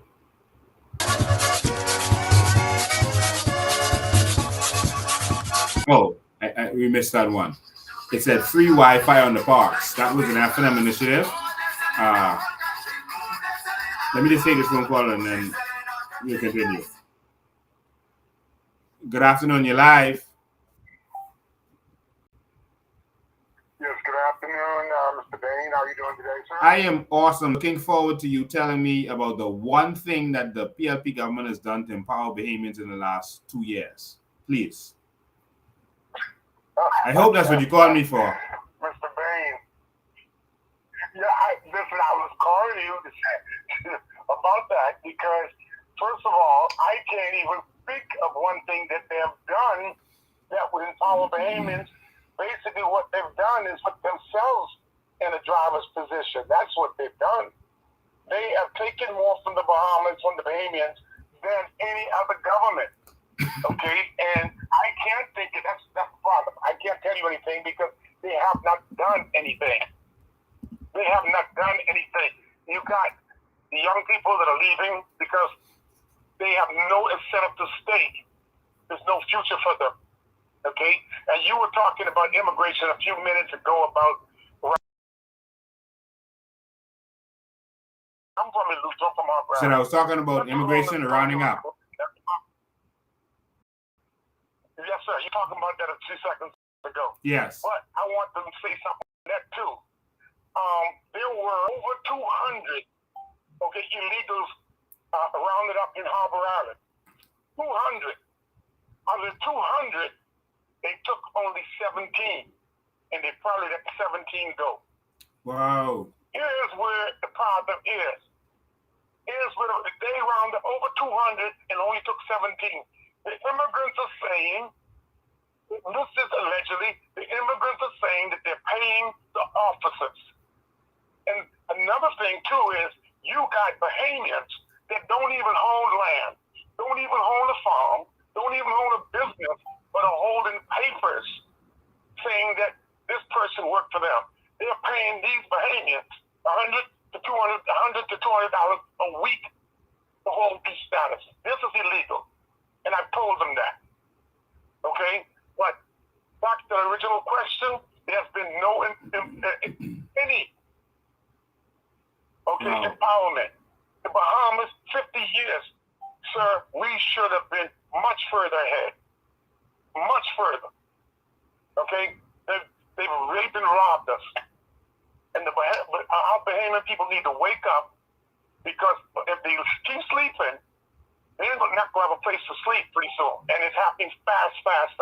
Yeah. Thank you, Mr. Bain. Thank you. I want to congratulate you because you're doing an awesome job, sir. Thank you, man. Appreciate it. Good day. All right. And so free Wi-Fi in the parks. Now, we offered you free Wi-Fi in your homes, and we dedicated to that. And so they put some Wi-Fi in some parks, and that's to placate you, to make sure that you stay in the situation that you're in, and they don't give you anything. We could have Wi-Fi in every single home in this country. It's just internet. All right? It doesn't cost. I'll leave that for another day. All right? But that's nothing. That's nothing. No accomplishment that actually started under the FNM. 22 labor agreements in 24 months. Labor agreements mean absolutely nothing. It's when they get what is agreed that works. And now you can see a lot of the unions are now up in arms, and they're angry because of what is happening. Labor agreements mean nothing. How many unions you'll hear, they say, oh, we was owed for 10 years, we didn't get our back pay, or we didn't get our overtime, or those were part of labor agreements. But then they didn't get what was agreed. Signing an agreement is one thing. All right? You always sign them. Getting what was agreed is a different story. But someone says, what good is having Wi-Fi without current? This is powerful. That is powerful. All right. But they have it on the park. But the electricity ain't on a lot of the times in your home or elsewhere. That's why we're going solar. Let's keep going. New Family Island airports. They're on the way. Now, I've been and seen some airports around the Family Islands. I don't know what they're talking about. I saw North Eleuthera. Which airports are completed? Someone help me with that. Which Family Island airports are completed? Because I see the state that Abaco is in. The Eleuthera airports are nothing to talk about. I don't see any airports completed in Cat Island. Which airports are they referring to? They might have done one or two. I don't remember that. I don't remember any. So are they lying here? I can't think of any Family Island airport. Maguana, their airport is a tree. Okay, yes, Exuma they might have done some work on Exuma. I don't know, but I don't know. All right, so no, the Nassau doesn't have a new airport. I don't know. Cat just got a golf cart to pull the bags from the plane. Okay, so I guess that's new. So, I can't say. All right. Historic investment in food security. Historic? When the food reach? It's been 2 years. That's how much seasons that is for season crops. And how much crops it is, it could have been grown already. 2 years? Nothing? You all had this egg program you all did. How long does it take for chickens to lay egg? 2 years? We believe you, Flamin. All right? And so this is a total lie and deception right here. So far, nothing. Bahamas, they won't brag, but the failed Bahamas games. Carifta. Okay, countries always have international tournaments. This is what you want. You want a pat on the shoulder for that? Bahamas games. That was anyway. Carifta and more sports. Boy. 242 to the world. Okay. Thousands of new jobs. Record low unemployment. thousands of new jobs. Let me say this. With unemployment, don't mind the stats that you see. They can manipulate the numbers because they have certain rules as to when they can count you as unemployed or not. If they talk to you and they ask you, well, have you been disappointed or given up looking for a job? And you say yes, they don't count you as unemployed anymore. All right, that's the rules. So if you stop looking or if you say, man, I tired looking or anything like that, then they don't count you anymore. That's if they count you. I haven't been called or approached by anyone asking me if they had a job. So where do these unemployment numbers come from? Where are they coming from? Are these real numbers or just like their polls? Who has received a call or someone knocking at their door asking if they're employed? I'll wait. Because I'm sure some of us have, but I'll wait. Anyone on here? Okay, we got 1,478 persons system-wide right now on all of the different platforms right now. So there's a poll, and that's a bigger poll than all the PLP and FNM alleged polls. Anyone been questioned about whether they're employed or not? Because I want to see where they get these numbers from. They say it's all-time low. It's in single digits for the first time. It's like they just put these numbers out there. Anyone? No one? No one? Say they call and hang up before anyone answer. No? No one? Like, okay, 1,478 of you, and not one of you have received a call or someone knock on your door and say, are you employed? So where? No one? Come on, man. Someone say yes. Even a troll, PLP troll, just say yes to make it look good. No one? Wow. So how can you all say record low unemployment? It's garbage. We're not impressed. All right? 1,000 new jobs. That's the other part of this. Listen very carefully. Listen, I see all the no's coming in. All right? So there's fake numbers that they use to make you think that they're doing a good job. 1,000 new jobs. Listen, if Bamboo Shack opens a new location in Carmichael Road, the government can't brag about new jobs. You didn't provide any jobs. That's some entrepreneur deciding that they're opening a business and hiring people. That's not to your credit. None of the government's policies are business friendly to be bragging about any new jobs. If an entrepreneur decides to take a risk, that's that entrepreneur deciding to take a risk. Business is very difficult to go in this country. I could go to America or Haiti right now and open a business the same day. The same day. And open up a bank account the same day. No stress. Here in the Bahamas, I just spoke to an expat a couple of days ago. They make this stuff so impossible. Go try open up a bank account in Nassau and then tell me the government policy is working, because the government can put things in place to restrict the banks on their actions and what they can and cannot do. They can, but they're not going to do it because they want it to be difficult for you to go into business. They are not doing anything to provide jobs or to encourage a good business atmosphere in this country. Nothing. All Chester them doing is selling out our crown land and selling out everything to any foreigner who won't come and take what is ours. Just shake their hand and, oh, we're doing a good job. Tourism is now at 8 million. There's nothing that you did that made tourism at 8 million. Y'all can't even, the hotel we own, y'all ain't do nothing with yet. The one opportunity y'all have to provide jobs, the hotel we own, that minute spend $60 million on and y'all spend $100 million a year on, y'all ain't doing nothing with that. How about y'all finish that hotel, fix it up, make some billions from that, and then brag that you provided some jobs? They think that we are forefathers' generation. That's foolishness. Let's keep going. Promoting the Bahamas to the world, fighting for us, the PM. So that's their big accomplishment, promoting the Bahamas to the world. What? By going to conferences that every leader goes to?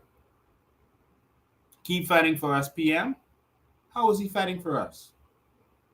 What has he done to fight for us? Nothing. You wouldn't even give us our carbon credits as ours. You wouldn't even let us benefit from our natural resources as ours. How are you fighting for us?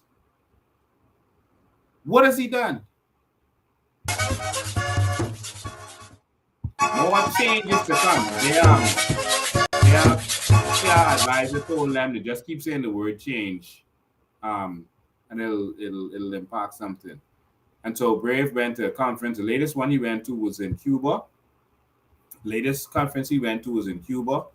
Again, another dismal and disappointing and embarrassing one.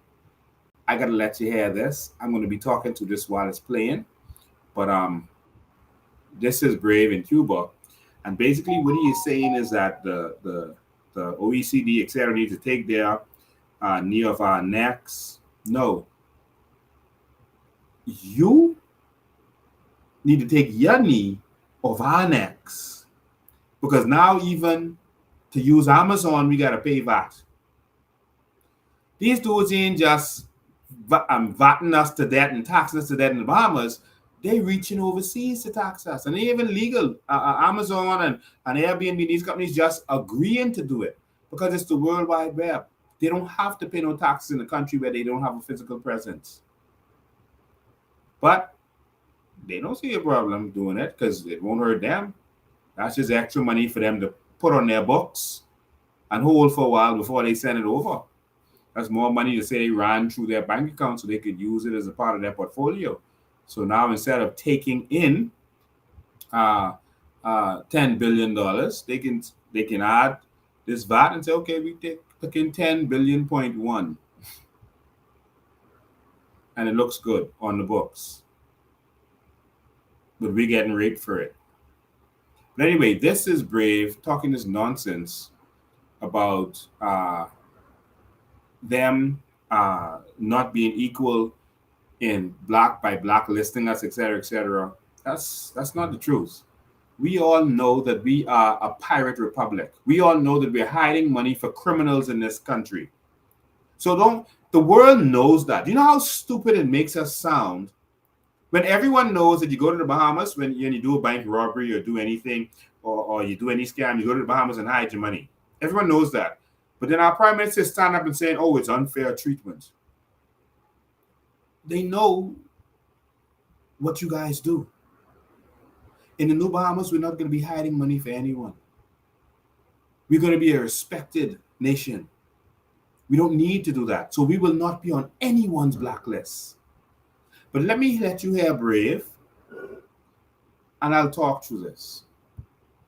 Before I close, I want to invite the G77 to support the movement afoot at the United Nations that supports the United Nations as a more inclusive and effective body for international tax cooperation and administration.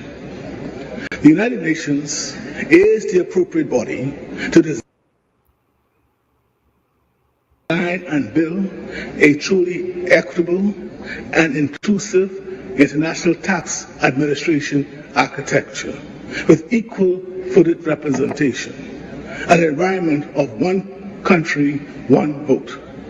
For too long, we have all lived in an environment where global tax policy was mandated and designed by the OECD, where concepts underpinning the current international tax system prefer the interests of the global north, that is, the OECD members and developed countries, at the expense of small developing countries, primarily black-governed former colonies in the global south, former colonies of those same members of the OECD. The arbitrary and discriminatory actions of the OECD and EU have disproportionately affected countries of the global south, already reeling from actions and impacts of countries from the global north. The climate crisis is largely created by the industrialized countries, many in the global north. The effect of the climate crisis is felt disproportionately by small developing countries like the Bahamas. This is exacerbated by the arbitrary blacklisting of these same vulnerable countries, such as the Bahamas, from the very same countries that are responsible. Just a side note, he's talking to almost no one. Those chairs are very empty. All right, there's just a few people in there. If you look carefully, I can't put a cursor on there for you to see, but look at the bottom of your screen. Look at all of those rows. You can see a chair, but those chairs are empty. In the first 2 or 3 rows, there's some people in there. Then they got some people to just sit down so it don't look bad. But he, as usual, no one is there when he's talking as usual. He's normally talking to no one. They don't respect him. All right? And so I just want you to know that. So he's saying that they blacklist us because we're black. He's still going on with this old PLP thing where they used to play roots and all that and make it seem like that's why they're doing it. They're blacklisting us because we're black. No, they're blacklisting us because we hide dirty money. That's why they're blacklisting us. We've been doing that and we continue to do it. Let's continue. For the climate crisis. For example, when it comes to insurance, these blacklists result in any remittances from European reinsurers on claims being automatically reduced by 25%. A significant percentage of the monies owed is punitively retained by the EU.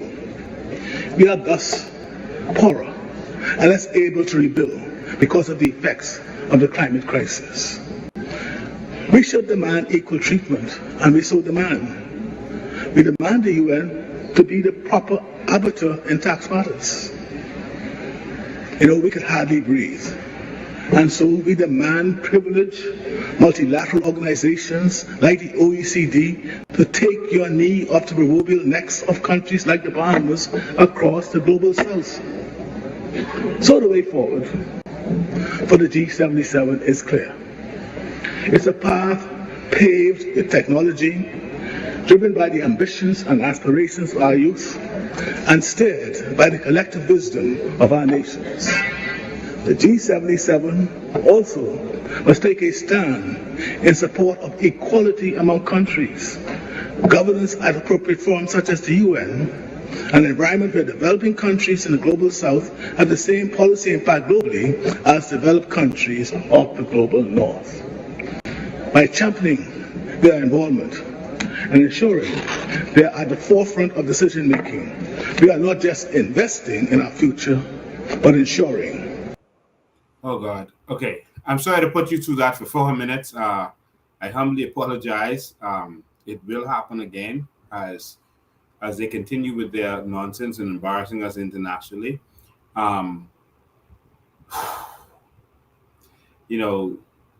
We're blacklisted when we don't have policies in place that stops terrorists and criminals, etc., and tax evaders from other countries, when we don't stop them from hiding money in our country and we don't cooperate like we should.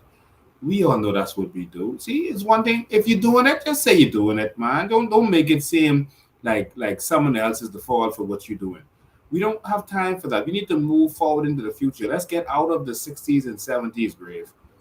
It's time for a new generation. We're not interested in hiding nobody money. If you want to hide your money, put it under your mattress. Don't bring it to the Bahamas. Because we're going to make our own money. And we don't need to make money hiding money. It's time for us to benefit from our carbon credits, natural resources, so we don't have to hide money for nobody. And that will not be an industry for us moving forward. All right? We can invest monies for people, and we're going to go into the investment and trading, etc., for people. But in terms of hiding money for criminals, that one over, Brave. Let that one go. So someone said to me that, oh, you have countries, states in America that has bearer shares, and they gave, which means they don't really disclose who's the shareholders and that kind of stuff, and they don't get blacklisted. Well, well, that's their choice. So Delaware, they gave an example of that, and there are Bahamians who have companies in Delaware, and so the difference though is that you can get bearer shares, which means you don't disclose who the owners are in Delaware. But when you go to any bank in America, they're going to force you to say who the owners are. You can't hide that. That's the difference. All right? They're going to force you to state that. So having bearer shares in Delaware doesn't give you that same effect. I heard Warren McCartney was now at IRCA make that statement before, that they have states in America that does that, but it doesn't benefit you, because anywhere you go in America to do any transaction, they have to know your customer, and the bearer share is useless. That bearer share only protects you from other people, all right, around, not government institutions, and it doesn't protect you from the banks, all right? But of course, you have to have international experience to know these kinds of stuff. But Brave, stop it. Stop it. Your days are numbered. So, ladies and gentlemen, I just want to remind you that on October 4th, it's time to come out and stand up. Or you might just like what we've been going through. I don't. We need change. We need serious and real change. And we're having our convention, so we're going to encourage all of our members, please, pay up your dues, all right? Donate to your party. Donate to your party, pay up your dues, so that we can do what we have to do, all right? The only way this is going to happen is if you make this happen, all right? Just pay up your dues, all right? Pay up for the year, so that you can come and be a delegate, all right? Pay up for the year, so you can be a delegate at this convention. The convention is going to be powerful. It's going to be something to remember. We want you all to be a part of it. The morning session is only for delegates. It's a closed session. At that morning session, we're going to be voting on certain things. We're going to be installing our official leader, deputy leader, chairman, secretary general, all of those positions. So we want you to be there, be a part of it. And we're going to be ratifying our constitution, et cetera, and putting some things in place. We're also going to be installing our first permanent members. So make sure you paid up. Our first permanent members, persons who have been with us from the beginning, persons who have put in the work, they are going to be installed as our first permanent members. We'll announce what the name of that is going to be shortly.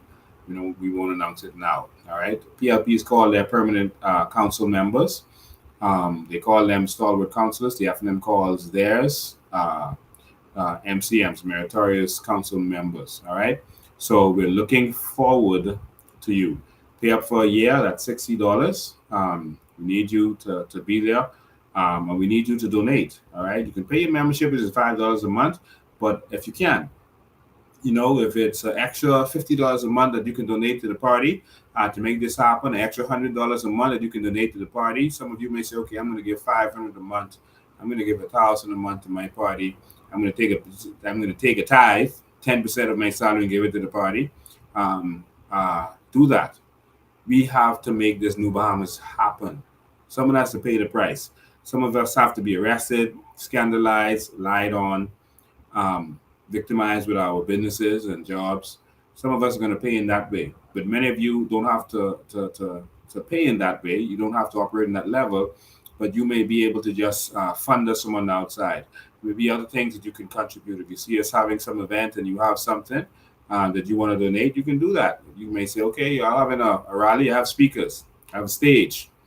I see you all traveling to the Family Islands. I'm on this island. I got some cars, some SDs. I'm going to give it to you for free. You can donate in many different ways. It could be cash, service, but you can contribute in different ways. All of us don't have to be contributing the same way.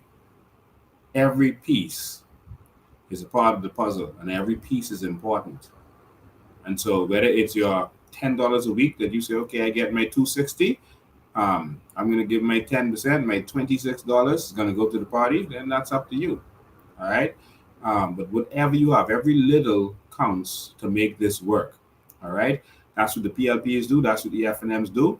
They pretend to have money. But what the PLP has, to be honest with you, is credit. You haven't noticed that after every election, the PLP and FNM is always millions of dollars in debt. That's the T-shirt people they got T-shirts from and didn't pay. That's ZNS. They always owe ZNS a bunch of money. You know, the PLP had owed ZNS probably $1 million when Minnis was in there, and then he still let them televise their event. And that means credit. So it isn't the money they have. They always brag, oh, we got the money. No, it's a credit that they get. All right. And then they have corrupt money from persons they give contracts to, and they say, well, you got to give a certain amount to the party. All right, we're giving you that contract. That funds the party. Also, the yearly carnival. I don't support the carnival anymore, and you shouldn't support the carnival because the money from the carnival goes to the PLP. All right, you discovered that right after the election when the carnival came, and the guy was blocked from going forward, and he revealed that the PLP gets 50% of all the profits. So, and the carnival's prices have gone up. So when you do that over and the gambling, the PLP been benefiting from gambling. All right. At one point when the FNM was in power, they started benefiting from it. And so they've been benefiting from gambling. So they let you gamble because they was benefiting from it. Get it? They only do what they can benefit from. So when you do that over and under and you bet $10 and you lose it, $5 goes to the PLP, $5 goes to the carnival. Get it? That's how that works. So I don't support them anymore because that is supporting the old Bahamas. It's supporting the corruption. It's supporting them making all this money and not doing anything on our family. Our family islands are decrepit. And only when a contract goes on is when they could give it to some crony like the $17 million that went to what's his name? To this guy to do these roads. Ezra Russell. Because he's a crony of Philip Brave Davis. Look how you do this road. This is the corner. This is the corner. Look at that. That finishing up. Cars driving on there. See the car dirt on there? This is how he did the roads. $17 million. That's Ezra Russell. See ya? They already had the patch roads that he just do. Because he did foolishness. Look. See? Big square patch in there. Do that over. Already had big pothole. This is the Bahamas we living in. Welcome to the Bahamas.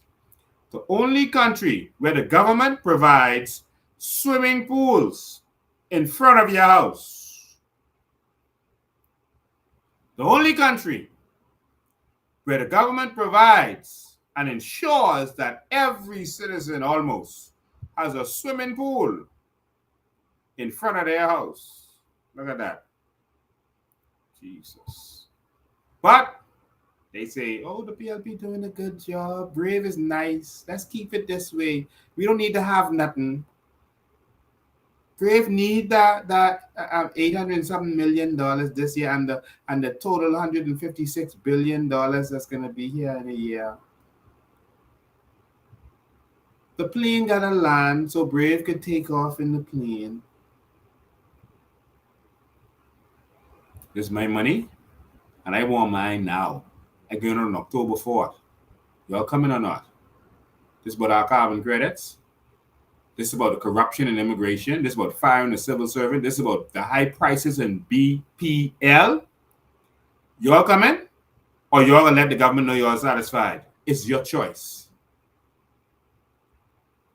Whenever we stand up, they have to stand down. So let's come out there and let's tell them he was wrong for firing that woman, and don't bring that corrupt man here. Let me take the last call, then I can be gone. Good afternoon, you're live. I want to bring the attention of the people in the audience that are listening that gasoline in the Bahamas cannot be sold to the Bahamas unless people in government, and this is out that my information, my investigation here and abroad in the United States, was that the government, especially when the FNM government was in power, okay, you cannot do business in the Bahamas unless these officials get their cut. Otherwise, companies cannot sell to the Bahamas unless governments get their piece of the pie. And this is what's going on. They're selling the Bahamas cheap. Okay. And now I actually did the research on this, and this is what I found out about the gasoline. That's why the price does not go down or up, because it's controlled by those who get a piece of the pie. Shell and other companies sell the Bahamas. I mean, there's one man was in FNM that was $1 million. He did not pay his bill, and it was to me. Okay, for gas that he purchased. Yes, sir. Anyway, I just want to bring that attention. Thank you for your call, man. That stuff, sir. Thank you for your call. All right. So, ladies and gentlemen, that's it for today.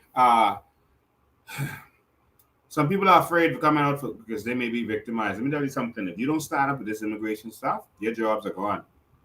I talked to several people this week who said they can't get a job. I talked to a contractor who said the Haitian contractors getting all the jobs, and they're hiring a bunch of Haitians, illegal Haitians, that's getting these work permits. It's disgusting what's happening. Well, I said, did you stand up? When we were calling people to deal with immigration, did you come? He said, no, and I regret that to this day. So, Mr. Bean, the next time you'll go, they come in.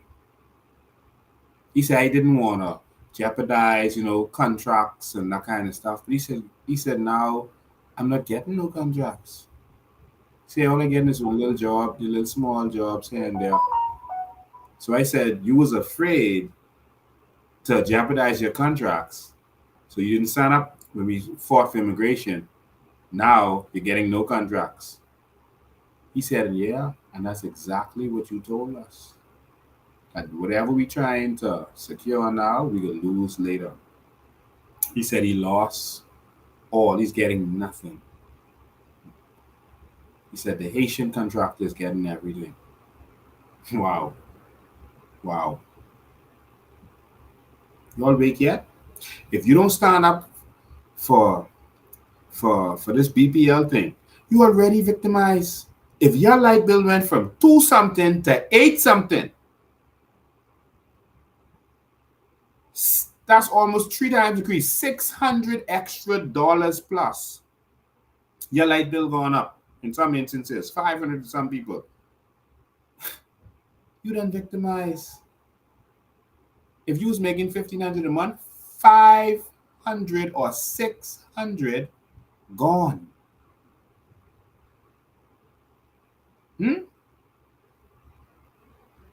If you making $260,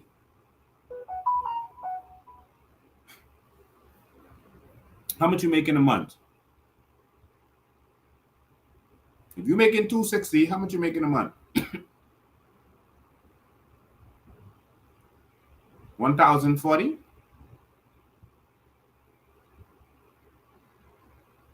You can't pay a $700-800 light bill and pay rent or mortgage and buy groceries and pay school fees. This country finish. We're in trouble. You are already being victimized. Stand up, Bahamas. Let's stand up and take this country back. You're already a victim. When your family and friends are dying in the hospital because they ain't got no blood, you're already a victim. People are sitting for days in accident emergency. This ain't nothing against the nurses and the staff. The government ain't providing it. Sitting down for days. One lady we just visited said her husband had bed sores from sitting down for days in A&E. He just had him sitting there. People sitting, sleeping, sitting down, waiting to get service, and later they find one gurney for them, one hard bed, one ambulance bed or something, and then they take forever to get them a bed up in a ward. Come on, Bahamas. You're already being victimized. What more you got to lose before you stand up? Stand with me. Let's make this thing right. Let's demand that this thing is right. People dying right now. People suffering and can't pay their bills right now. Stand with me, Bahamas. Just stand up one time and watch the results. Y'all gonna let Brave take $156 billion and talk stupidness about he is gonna pay off the country's debt? The same excuse Perry gave y'all? They don't even have to be original. They're even trying to be original with their lies. Perry told you, okay, we got to bring back because we got to pay off the debt. Everyone said, oh, the debt is bad. This debt is like $6 billion. Perry's right. We got to pay off this debt. Now the debt is twice that.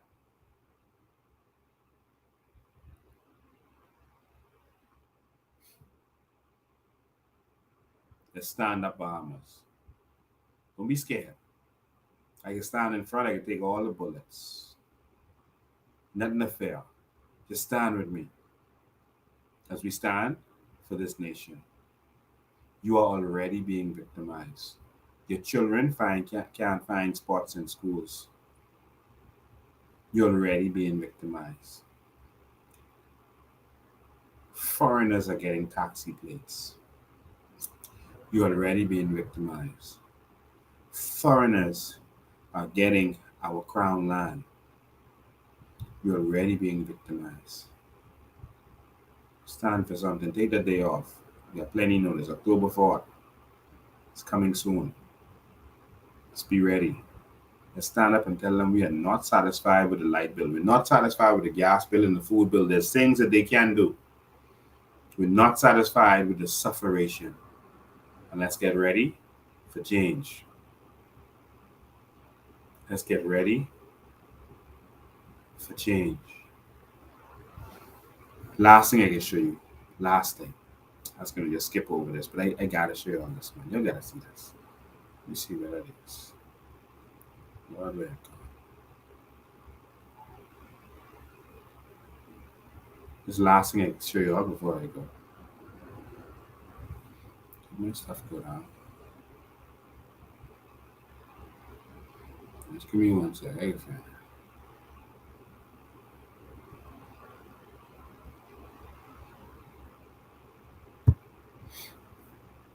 Let me see.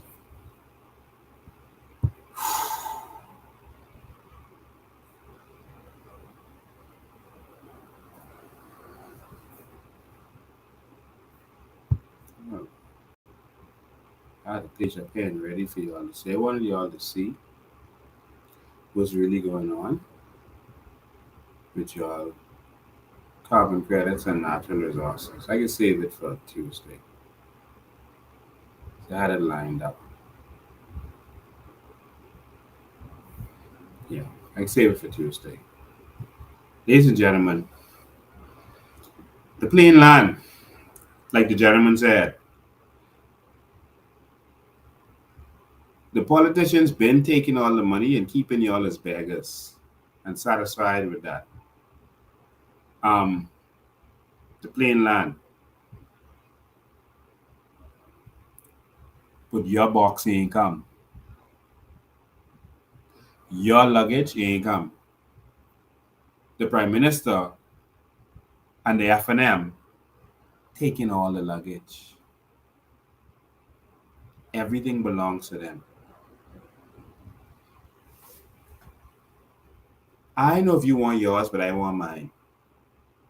We listen to no foolishness with Brave Davis, but we can't get none of this. Them PLPs who won't be fooled and love their party more than themselves, and more than their country, let them go do that. If you love this country, October 4th is for you. All Bahamians, black Bahamians, white Bahamians, Chinese Bahamians, whatever they are, all Bahamians. This one is for you.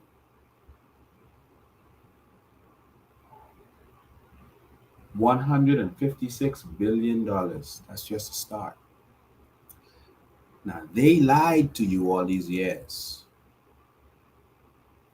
Pinland talk about the natural resources. Then Perry come back and say, natural resources. Ingram say, natural resources, until we prove them wrong by showing their signature giving away our natural resources. They lied to you. When I started talking the carbon credits, they say Lincoln selling dreams. Don't listen to him. Now listen to them. Nothing about their carbon credits, is in the blueprint for change. They swing you up. Y'all stand with me. They lied to you.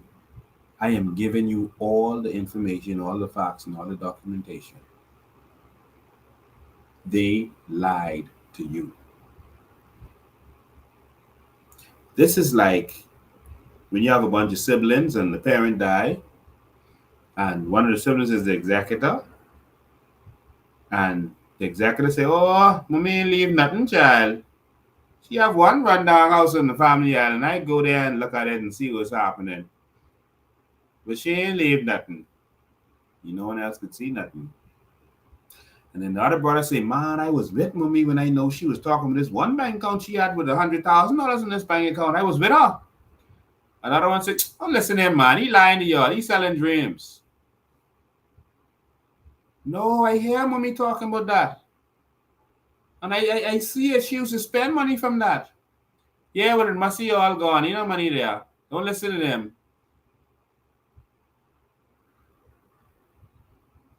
I go to Family Island, go on there, see the big mansion, mommy leave there, and come back and say, "Man, that's one little shack." Take picture of an old shack and say, "This is what mommy lives. Child, I can sell that for $40,000. I can split that between the rest of us." "Oh, no, they can't split it because mommy leaves some bills. She had some hospital bills. I'm sorry. We got to pay off mommy bills first." The executor get the account with the $1 million on it, and the acres and acres of property in Nassau and the Family Islands, and telling you ain't nothing there. Look the other way. Y'all ain't tired getting swing. Y'all better stand up. Not one of those accomplishments on that PLP video empowers Bahamians. That's going to continue. He told me he ain't letting y'all benefit. I told her before election. He told me that.